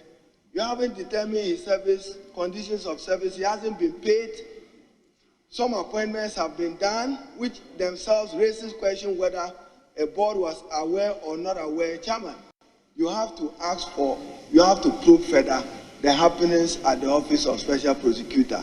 He hasn't been paid for 16 months, and you are coming to lay one report. We won't accept any report being laid here. Your commitment to fight corruption begins with your attitude to independent constitutional bodies like the Special Prosecutor, who has been denied salary. Can any of you live without salary? And you don't pay, you expect him to work and to combat corruption. You want to lay a report. The minority leader speaks. It's good that he has his ears on the ground, because at the committee level, it came up. And just yesterday, we invited the Minister of Finance, and he was represented by no mean a person, by the Chief Director, and we have resolved the issues. And we have incorporated that, the issue that you raised, that, Mr. Speaker, Honorable Haruna would agree with me, that once the issue that he is talking about is already incorporated in the report. He must not be in a rush to actually talk about it when we have not laid a report. So on this note, if Mr. Speaker grants me the leave and the indulgence of the House, I may want to lay the items 5 together. You're welcome back. And we know that the Office of the Special Prosecutor has been meant to do a lot of good for this country. Unfortunately, since the law was passed in 2017, and then Martin Amidu, the first special prosecutor to be appointed, problems. And then he checks out, makes all sorts of accusations, and then gets out. A new one is brought in, and how many months they don't have salary? What exactly is going on? If you are just joining us, my guest, Suleiman Abrahima, Executive Director, Media Foundation for West Africa. Mary Ada is Programs Manager, Ghana Integrity Initiative. Daniel Krang is lawyer and author of legal texts. Also, Bobby Banson, the two of them are in the studio. He is also a lawyer and author of this very fresh book, Civil Litigation in the High Courts. And Alfred Tuayebua is Deputy Attorney General and Deputy Minister for Justice. So what exactly is going on? Let's begin with Mary Ada. You at the anti-corruption organization keep your ears to the ground a lot more on these matters. When Martin Amidu was going through all the trouble, it was you guys who were, keeping the public, updated and informed about the goings on there. What is going on with the special prosecutor? What do you know? Let me say that what is going on is just unacceptable, it's disappointing, and again, you would see that government is doing what we have come to say they do more, speak to the fact more than acting on them. The rhetoric is what we are seeing. The Office of the Special Prosecutors Regulations 2018, if you look at it, it gives powers of recruitment, who should be recruited and how they should be recruited. And even it spells out their conditions of service and their pay.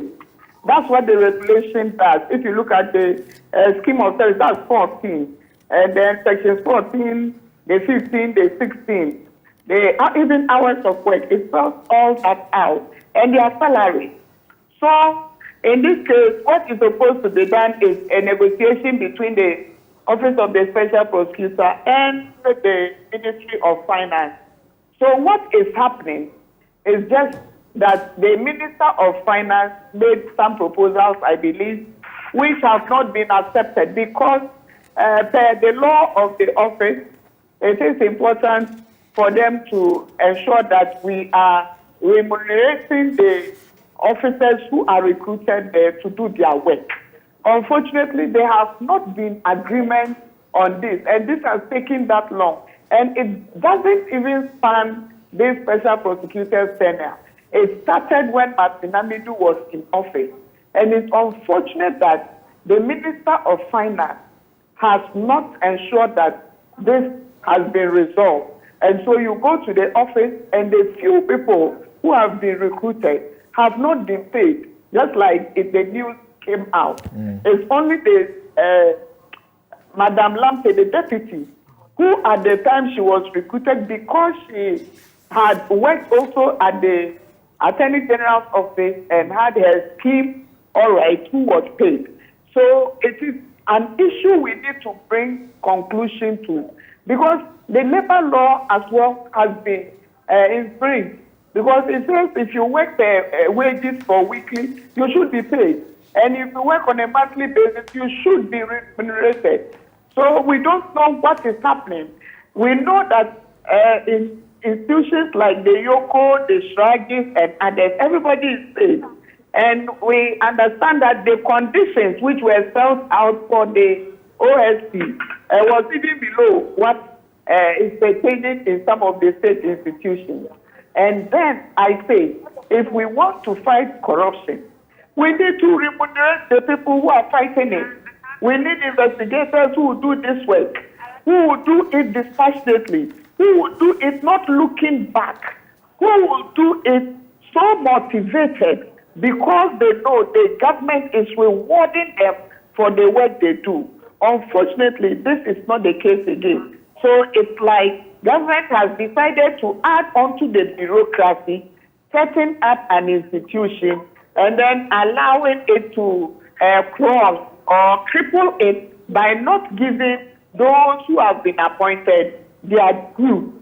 Even I understand that even allowances are not anywhere, they are not given. So people are working and not giving any money. So we don't know how government believes these people should do their work and then do it well. And we know again that there are so many cases these people are investigating. And what could happen if people try to motivate them on the wrong side? It could lead to defeat in the fight against corruption, because people would then be bribing them to get away with issues. And we don't want that to happen. But unfortunately, that is what is happening currently. As we understand, there's something else, because their appropriation is being, Parliament is not sort of amenable, as in the minority, has sounded a note of caution that if the Finance Ministry don't do the right things, they are not going to approve the appropriation. As we understand, if they suggest that they will not approve, and they will not approve that for the judiciary as well. My fear is that once there is one item that is not approved, then the whole appropriation doesn't get approved. Sort of the whole budget sort of doesn't get approved. And that will put the government in a difficult situation.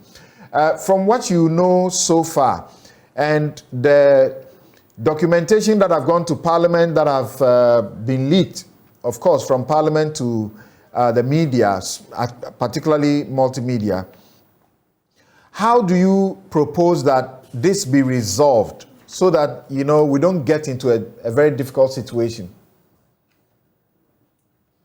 I believe the Minister of Finance has been in this situation before, just in the last budget, where appropriation was delayed and we had issues with the e-list.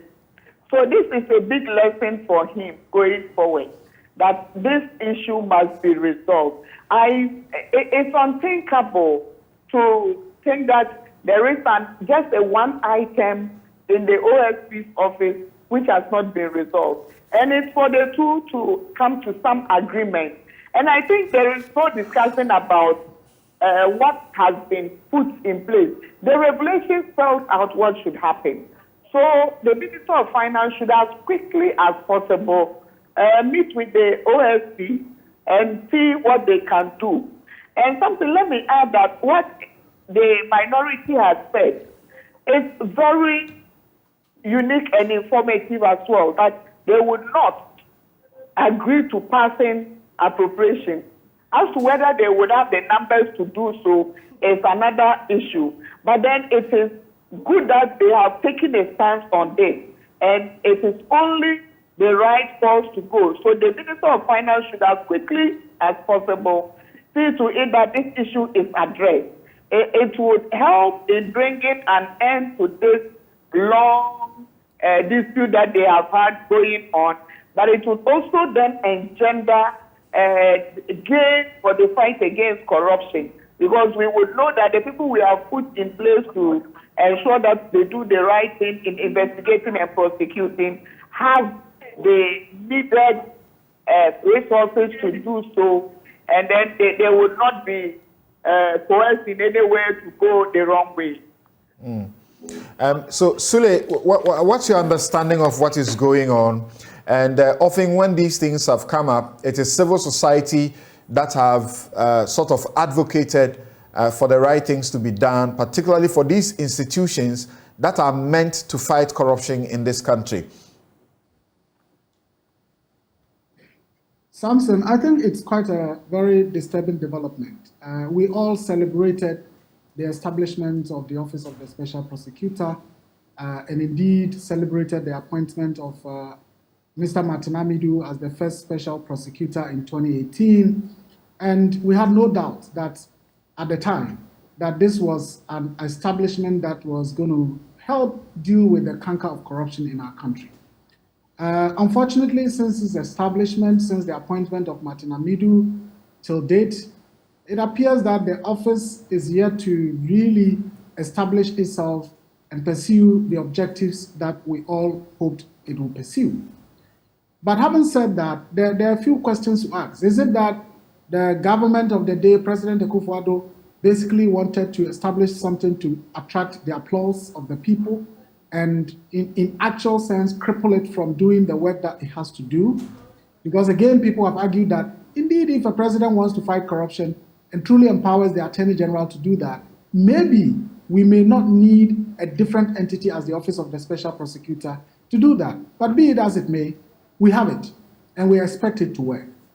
Now, again, it's quite curious to say that some people have been working for the last 16 months and haven't been paid and have not been complaining until perhaps now, and even that complaint is not public.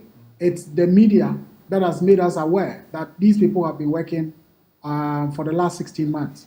I think it was President Kufuor who once said that, well, people in the public and civil service pretend to work and government also pretends to pay them. So are we having a situation where they are there, they are not being paid, but they are pretending to do the work that they are supposed to do, and the state is also looking on? And Samson, my final input on this subject is the fact that, like you rightly said, quite often it is civil society that would step in, make all the noise, advocate for the right things to be done.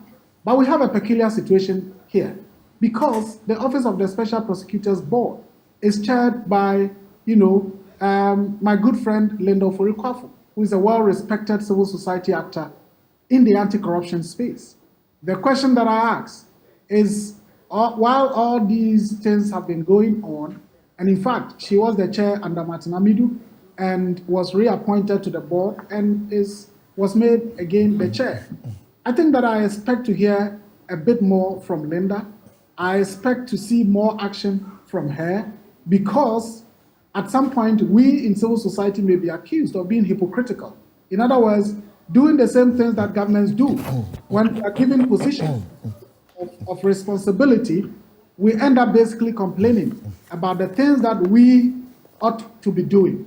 So my advice to Linda would be, if she is doing her best as the chair of the board to ensure that the organization is working and is meeting a very strong stumbling block on the part of government, the right thing to do is to quit, just as we demand of our ministers and other appointees who may not be delivering sometimes as a result of certain impediments. Rather than be there, and those of us in civil society blaming the institution for not working, meanwhile we have a colleague there who is the chair of the board. And if you look at the functions of the board, it includes making sure that the Office of the Special Prosecutor works efficiently. And so I think it is important that we highlight that particular part of the involvement of civil society in terms of the board, and not just involvement, but chairing the board. I would want to see more action on the part of Linda, and if it is not working, I think that it is better that she quits, so that when we are complaining and advocating, our voices would be seen as legitimate. All right.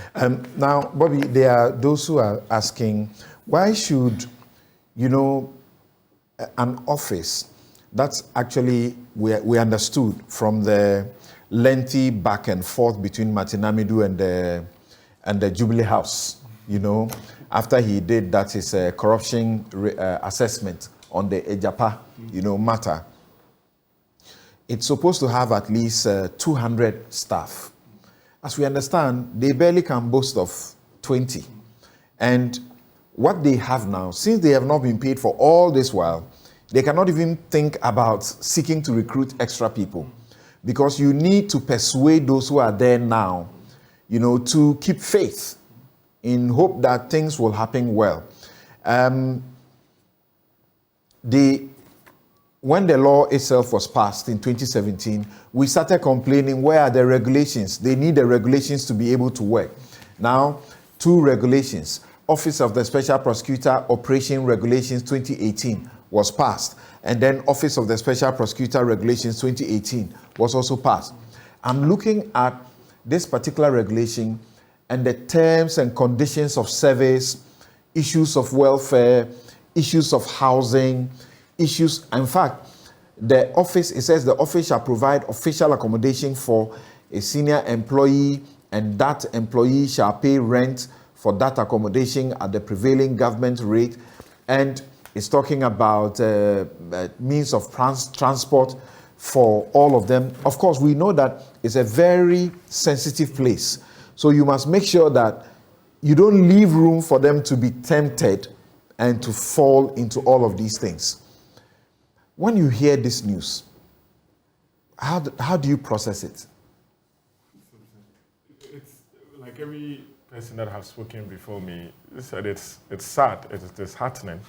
I was wondering, because I've had the opportunity to work in my private practice with the office, for a client, represent the client, and I was shocked to hear that these people that look motivated, they were doing their work, they have not been paid for 16 months.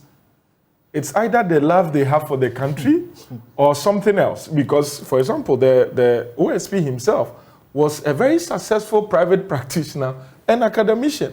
And he had left all of those to be in this work. And for 16 months, especially when the law sets out exactly what they are entitled to. Right. And it goes to say, if you look at SHRAJ, if you look at the NCCE, if you look at the information department, these are very essential state entities that also suffer some of these things.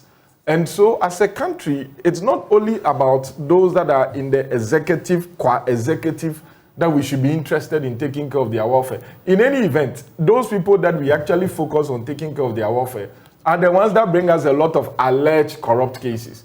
Now, the institution that we have set up to investigate, prosecute, and save money for the state, it just shows our priorities. And it's also sad that, the OSP office, because of the nature of the work, cannot come out public. Imagine the minority leader had not said it. It's this. I read, I don't know if you come to that, but I read one of the letters by Mr. Amidu, and I'm told he's also old for some of the months he worked. That's right. Where he was saying that he thinks that the reason why payment had not been done is due to what he termed, if I read right, unconstitutional appointments, where he's challenging. He actually calls it corrupt process by the OSP itself. You see, where he's also saying that, well, you have not been paid because you've not gone through the proper channel for the appointment. These are things that do not augur well for the office in itself. Because, if we are saying this is the office that must be the police, that must check us, then they themselves must be above some of these defects. And so, as soon as possible, the powers that be must ensure that this is not repeated. And I think that they must be motivated by the state. Otherwise, they fall prey to be motivated by other persons. You have situations in Mexico, for instance, where some of these officers have ended up doing exactly the opposite of what they were originally established to do, because the people that they were supposed to fight against saw the gap in their financing and they decided to finance it in a certain way. And so you cannot go after them if they are financing you. So we should avoid that situation. Martin Amidu speaks of what he says, unconstitutional appointment made by the OSP before the board was appointed in June 2022.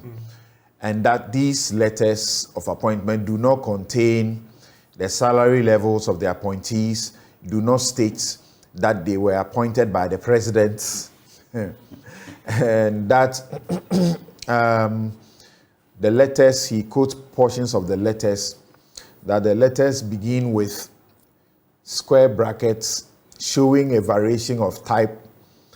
Then he quotes offer of appointment, as we are pleased to offer you appointment, with effect from 2022 on the following terms and conditions, I to X or XI. Please return the duplicate of this letter. When he says that unconstitutional appointment made before the board was appointed and do not contain salary levels of appointees and do not state that they were appointed by the president and in his own writing, you find that he says that the letter contains terms and conditions from I, then he mentions to X or XII. Sorry. It puts me in a bit of a confusion. What exactly he's talking about. And I look at that also to the effect that the regulations contain all the conditions. So what is his problem? He says certain persons have not been referred to Public Services Commission and the rest of them. What do you know? In the security services, do they refer these things to Public Services Commission? Well, I think we would all be limited to address this because, unfortunately, he did not attach a copy of such appointment letters for us to see what he actually meant by these things. But be that as it may, whatever motivated these comments that he made, if indeed there was, so you ask yourself whether legally every single appointment must be approved by the board. And so if the board is not in place, does it mean that the OSP, if that was the purpose of the law, would be the only person working in that office?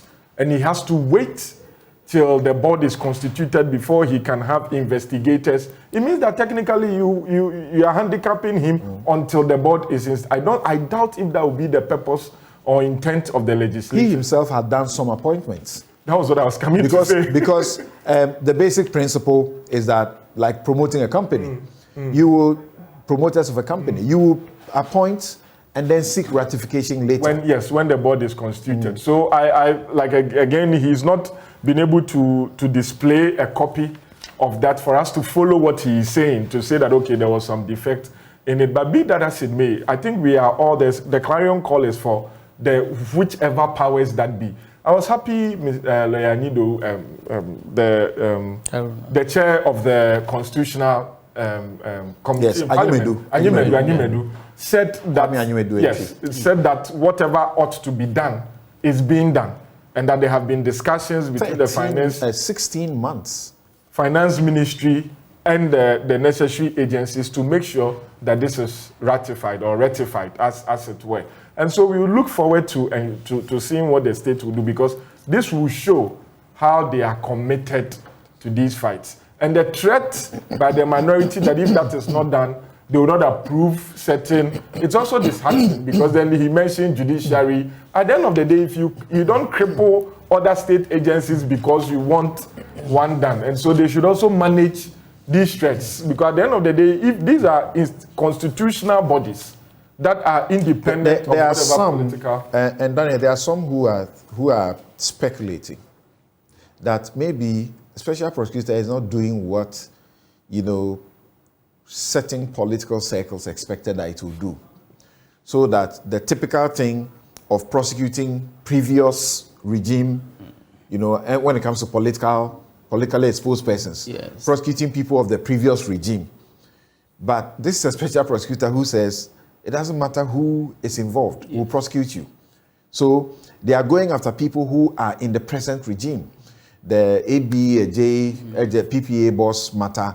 We know of the customs issue, the Sir John issue, which they are working on an appeal. We know of also the NDA, that's the Northern Development Authority matter, which they have also frozen the payment that would have gone through, which was said to be a corrupt process.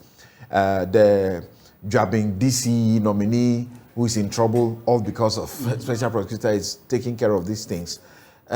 It could be one way of gauging some displeasure, and some tussle that is going on. How do you appreciate that? Thank you very much. It is a reasonable assumption in that we cannot expect to think that the NPP set up, or the NPP government set up the Office of the Special Prosecutor to go after political opponents. That is not something we can think about. I believe that the establishment of the office was one of our national commitments to fight corruption. And so the corruption must be fought at all fronts and in all spheres. It does not matter where the corruption occurs. So that if the corruption occurs in this present government, we should expect the office to prosecute it and to go after them as hard as they would go after any political opponents. So now for those who think that the present government is probably experiencing the effect of a boomerang, if I should put it that way, that you have put up an office to do a thing and you end up being prosecuted yourself. It is a reasonable one, but I think if it is true, then it's very unfortunate. The office must be left to work as it ought to. It is a statutory or a constitutional body, as we have all said, and they have a mandate. And the mandate cannot be pursued without adequate remuneration and logistics. When I hear this issue of the special prosecutor crying for salary, I liken it to a situation where you ask a hungry prosecutor to chase, arrest, and prosecute somebody who is carrying food and water. You are hungry. So when you come to my house to arrest me, I will just serve you and you sleep. And you leave me to go scot-free. We must get serious with some of these issues because they strike so hard at our overall commitment towards the fight against corruption. If we are unable to resource the office as an independent body, then we may as well think of, scrapping it all together so that we revest the power of fighting against corruption in the Attorney General, so that we don't have the duplicity or a second office like we do. Because if you take away the power of fighting against corruption and vest it in a separate independent body, and you don't resource it, you haven't done anything. And if I may advise those who have the power to change the situation of the office, I would say that it is not enough to set up an office. It is not enough to create an office and put people in there. All of us are human beings with families. So if you put somebody as a special prosecutor or an officer in that office without salary, without remuneration, then you are exposing them to also practice corruption. Because just as the minority leader said, can any one of us here be without salary for 16 months? It is certainly no. And when I watched carefully Anyenini, right? Yes. His response, he could not deny, except that he wanted to put across that steps are being taken. To be done. It will be done. That is kind of an admission that what is being circulated is true. Right. So it is really an unfortunate situation that we have. As we understand, Bobby, briefly, then we'll take a break and come to the next issue. The question that Martin raises over this, that there were no board approvals, they've denied it. Okay. That cannot be true. Okay. And that it cannot actually happen, that the special prosecutor will get up and decide to make appointments without recourse to the board. For those that the law says the special prosecutor needs board advice, of course, and we know what advice means and whether it's binding or not, it can go on. The tussle is now between the office and the finance ministry, where Martin began the process, and people who are being picked from that job, they are not picking neophytes. They are picking people who have experience. Yeah. So they could get the best of an investigator or a CID person from the CID to come to their place. So the special prosecutor point is that don't make their circumstance worse off. If anything at all, follow the regulations, the conditions it provides for them. Otherwise, it appears that there had been a proposal to give them some remuneration, but which is not the best. Okay. And that is where the tussle is. Okay. Otherwise, they may have been paid. Okay. Because I see when you go to their office, you see some of the investigators who we knew from their roles with the Ghana Police Service, some with IOCO. Sort of they get the best of the best. Of the best. And so if you are bringing them here with all the extra risk associated with this office, then it is not fair for you to expect that they take the same remuneration or benefit, particularly when this one has been set out by law. Right. And so the question now becomes whether the finance ministry will now adjust to, and that is where the tussle is. Then maybe they should pay them what they've agreed to pay them once they negotiate on the difference. What if they accept that and then they don't get it? I mean, the OSP is a lawyer. And they want to see that in the security services, the ranks are there, and the ranks determine the pay. So if you have somebody in Yoko, why should they get better than somebody in OSP, an even more specialized office? Yeah, I agree. I agree with him, and I think his people deserve. Like I said, I have had the benefit of engaging them, and they are highly motivated group of people who want to do their work to them. They understand the import of their role, and so we should, as a state, take care of them. Okay, let's get your last 1 minute. That's what I'll do again, and then we take a break and return to the confessions of Esiedun Ketia and what implications it should have. So, Mary, this is an institution that we are becoming excited about by the work that they are doing, and as I mentioned, they have stopped the alleged illegal payment of about 10 million cedis. 4 persons, are being charged for the NDA matter. They have stopped the illegal advance ruling, or what you call increased advance ruling, which has increased revenue mobilization and corrected illegal auction sales of cars at the GRA. From my checks, the revenue has increased about 12%. They have these cases that they are pursuing, the PPA matter, which some of you came together to make sure that Shraj dealt with it. The jabbing DC nominee, they are looking at that. If you check from the reports they gave us, they are investigating over 80 cases, which are supposed to be at different levels. There's a Sir John matter that is also there, among other things. Should these matters, how long can these matters be allowed to continue without they having their pay?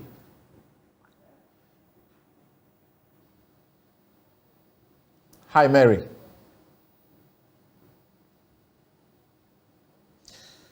Please, could you come again? Okay, so bottom line, how long can we allow for this situation to persist? I think the appetite for allowing this to persist is very low, because we, just like the other gentleman mentioned, it's like we are putting a bone in front of a dog, and that is not tenable. We need to, as soon as yesterday, bring some conclusion to this matter, so that if there are any other issues, we could be speaking to those instead of issues of salary. They should not be spoken about. Your boss chairs the board. Sule says it's not good that she's silent about what is going on. And so I am speaking from the point of view of the Ghana Integrity Initiative and civil society, that this is not acceptable. And as Sule mentioned, the board chair would definitely, she has done some things which I'm not the right person to be speaking to. She will definitely make that call. And I believe that, as Sule has mentioned, she would, because in the past she has done some of those by engaging civil society to alert them on what has been happening. There is a lot happening which we may not be aware of, but I'm very sure that a lot has happened behind the scenes. It's just, that's why I mentioned that the Minister of Finance must, as a matter of agency, deal with this as soon as possible. All right. Not even from the point of view of Parliament, but from the point of view of their own commitment, as Honorable Chiayabua said. They decided that they wanted to fight corruption by this route. And so if we are fighting it by this route, by instituting the institution, then we must necessarily do the right thing by thank you. them. Thank you very much. Sule, what would you also say in a minute? Well, I would say, I think Mary was saying that the appetite for it is not much. I would say there's no appetite at all to have the current condition perpetuate itself. I think that we have two options. Either we resource it to work, or we take the processes necessary to scrap it. Because there's no point in establishing such a wonderful institution. If you look at the OSP Act, you know, the functions. This is an institution that if, as a state, as a country, as a government, we resource it and allow it to implement its functions, a lot will be achieved in terms of the fight against corruption, which is our biggest problem. Yeah. Alhaj Suleiman says that why do we set up a young and enthusiastic person like Kisie Jabing for ridicule? Are we not dampening the spirit of people in public service? If we behave this way, Kisie is just working out of passion. I will quit if I were him. Would you advise him to quit? Well, if it continues this way, that's the only way, the only option. Because at some point, if you are there and you are still complaining, people may not believe you. Because how do you convince me that you've been working for the last 16 months on your own money, the money that you had saved under this current economic situation? At some point, it will become unbelievable. And if it continues, the right thing to do is to quit, so that those who set it up would either... Martin left, his successor should also quit. Then what? What are we doing with the office? Scrap it. Well, it means that the people who set it up didn't intend that it should work. And therefore, it's better that we don't have such an institution as a country, because whatever it is, some resources are being expended on the establishment. That's right. We continue to resources without any benefit from it. Thank you very much. We take a quick break. When we return, what implications ought there to be on the back of the confessions of Esiedun Ketia about taking an empty petition to the Supreme Court over the election results of 2020. We'll be right back.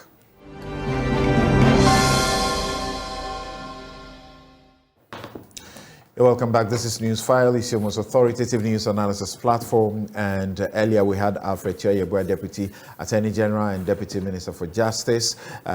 Presently, we have in the studio Bobby Banson. He's a lawyer and author of legal text. Also, Daniel Kurang, lawyer and author of legal text. We have Mary Adam, Programs Manager, GII, and Suleiman Abrahima, Executive Director, Media Foundation for West Africa. This show is brought to you by Bank of Africa, strong as a group and close as a partner, MTN everywhere you go. Star Assurance, your solid partner. Ashesi University, educating ethical and entrepreneurial leaders for Africa. Robert & Sons Optical Services, your comprehensive eye care service provider for 31 years. Duraplus, how you get your water matters. Remember, wherever Duraplus goes, water flows. St. Thomas Eye Hospital, providing excellence in eye care. Haptel, everything you. Niue Insurance, dial *165# on the MTN to join. Magdan Aviation, your dependable private aviation request solved. And as we told you, the election headquarters, you had a bit of what to expect. This morning before Newsfile started, the election headquarters will take over right after Newsfile and bring you uninterrupted, comprehensive coverage of the NDC's national executive elections going on right now in Accra. Now, let's ask this question, if we have an answer to it. The NDC went to court over the election of 2020, and their claim was that the declaration, there were issues with the declaration. So they sought, among other things, from the court. A declaration that Mrs. Jean Mensah, chairperson of the Electoral Commission and returning officer of the elections held on 7th December, was in breach of our Constitution, Article 63.3, in the declaration that she made on the 9th of December 2020 in respect of the presidential elections that was held on the 7th of December 2020. They said that they needed a declaration that, based on the data contained in the declaration made by Jean Mensah, no candidate satisfied the requirement of Article 63.3 of the 1992 Constitution to be elected as president. No candidate got 50 plus 1. A declaration that, the purported declaration that was made on the 9th of December of the results of the presidential elections by Jean Mensah is unconstitutional, null and void, and then they had another declaration asking for annulment of that declaration. Well, the Supreme Court heard the matter and unanimously dismissed their petition. And the Supreme Court, Jean Mensah, have taken a lot of flack for what happened. Today, this is what Esiedun Ketia has been saying. Should there be any implications? That's the question. Listen to Esiedun Ketia again.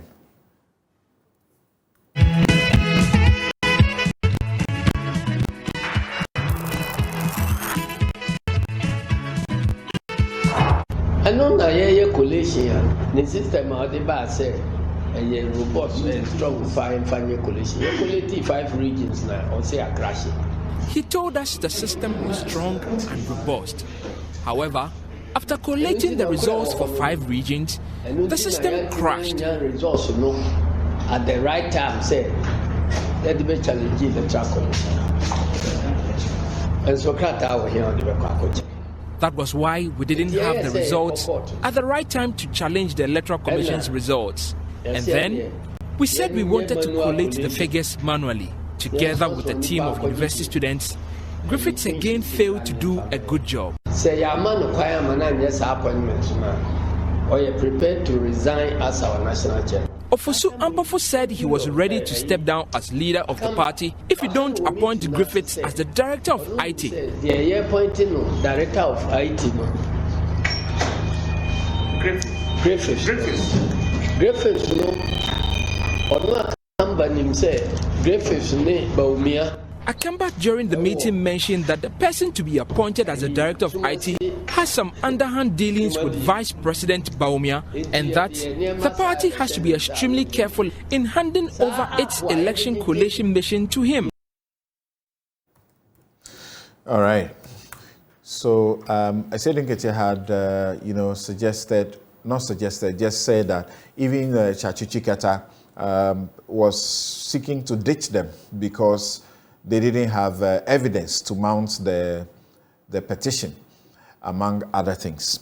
You were one of those who spent time on the multimedia platform analyzing the elections petition from start to finish. What does this confession say to you? 2 things. Vindication on what some of us said. The moment the petition was filed, we saw the exhibit they had attached. On the platform, we had said that this does not meet the standard of proving on the balance of probability, more so in such a sensitive dispute as election of a president. Secondly, it also goes to show very, very sadly the fact that there is little integrity in our political discourse. I mean, for the General Secretary of the party, who stood in the box, in the dock, swore an oath to speak the truth, nothing but the whole truth, and yet knew at the time he was swearing this oath that they didn't have any evidence to back their claims. Are we aware that lying under oath in a civil suit can constitute the criminal offense of perjury? And the fact that the person who held the highest office as president in the past went on this tangent of bastardizing, calling them unanimous FC, and what have you. I mean, nobody says that you should always win or you should always lose.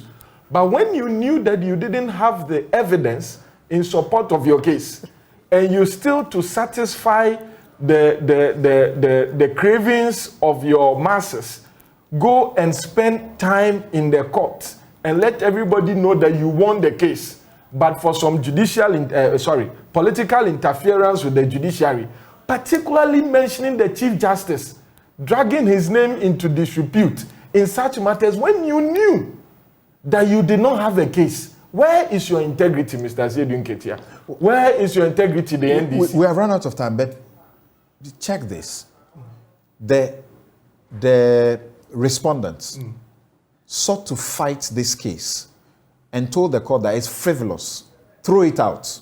Preliminary objection. Yeah. Don't even let us go into the details at all because this is a frivolous case. Throw it out. What did the court say? They said they were interested in going to the merits. They said it was not frivolous. They were giving them an opportunity to bring the evidence they had. They said, having carefully considered the pleadings, especially the constitutional provisions referred to and the issues raised by the parties, it is our view that this petition is not incontestably bad in law or frivolous and vexatious such that it ought to be summarily dismissed. So they gave them the opportunity. Bring the evidence that you had. It is obvious their whole strategy in the case was to rely on the evidence of the electoral commissioner. And every person who... What should happen? What should happen now? I think that the Attorney General, for the sake of letting people know that our law should be respected, should consider the offense of perjury. Okay. Because he lied under oath. Charges. Oh, yes. And there's no time limit. Daniel, what do you say? And the criminal law expert is here. And when the Supreme Court finished, yes, I had certain views. Some people did not agree with me. When the Supreme Court finished, and they said, we accordingly dismiss this petition as having no merit. Yes. I said, it was a preliminary objection that they should have upheld. If you said the preliminary objection was not badly incontestable, why do you come back after and tell us that it is of no merit, so you have dismissed it? They should have dismissed the case at the beginning, not waste anybody's time. Yes, that is a reasonable thinking. But, you know, election petitions are very sensitive processes. And so when you dismiss it at the preliminary stage, we lawyers might understand, but the masses may not. And that might cast a slur on the judiciary. So it was just one of the things they do often, to say that let's give this petitioners the opportunity to present to us all the evidence they may have. You know, sometimes in civil matters, you might go to court without even having to completely assemble all your evidence. So in the process of the trial, you can assemble and then bring them later. So what the Supreme Court did was to allow NDC to come with all the evidence to prove their case. And they wanted to use the boss to prove their case. But I will say that what happened in 2020 election petition was a big shame to the NDC, and that they owe Ghanaians an unqualified apology. This audio having leaked, NDC must come publicly to say that we are sorry, Ghanaians, for deceiving you. All right. I'm sorry, my other guest. I'm unable to come to you because by my production, our time is up. Suleiman Ibrahima, Executive Director, Media Foundation for West Africa, thank you very much for your time. Mary Ada, thank you very much for your time. Daniel Krang, lawyer and author, and Bobby Bansing, lawyer and author. I've displayed all their books on this platform. You should look at them. This is the latest that we are running after for civil prosecution. MFA Apau is on the line joining us from the stadium where the main action is going on. So she's taking over from us. Thank you all very much. And my outfit, as always, is by Habil's Couture. MFA, what's going on? I wish to be where you are right now. The whole action is right there.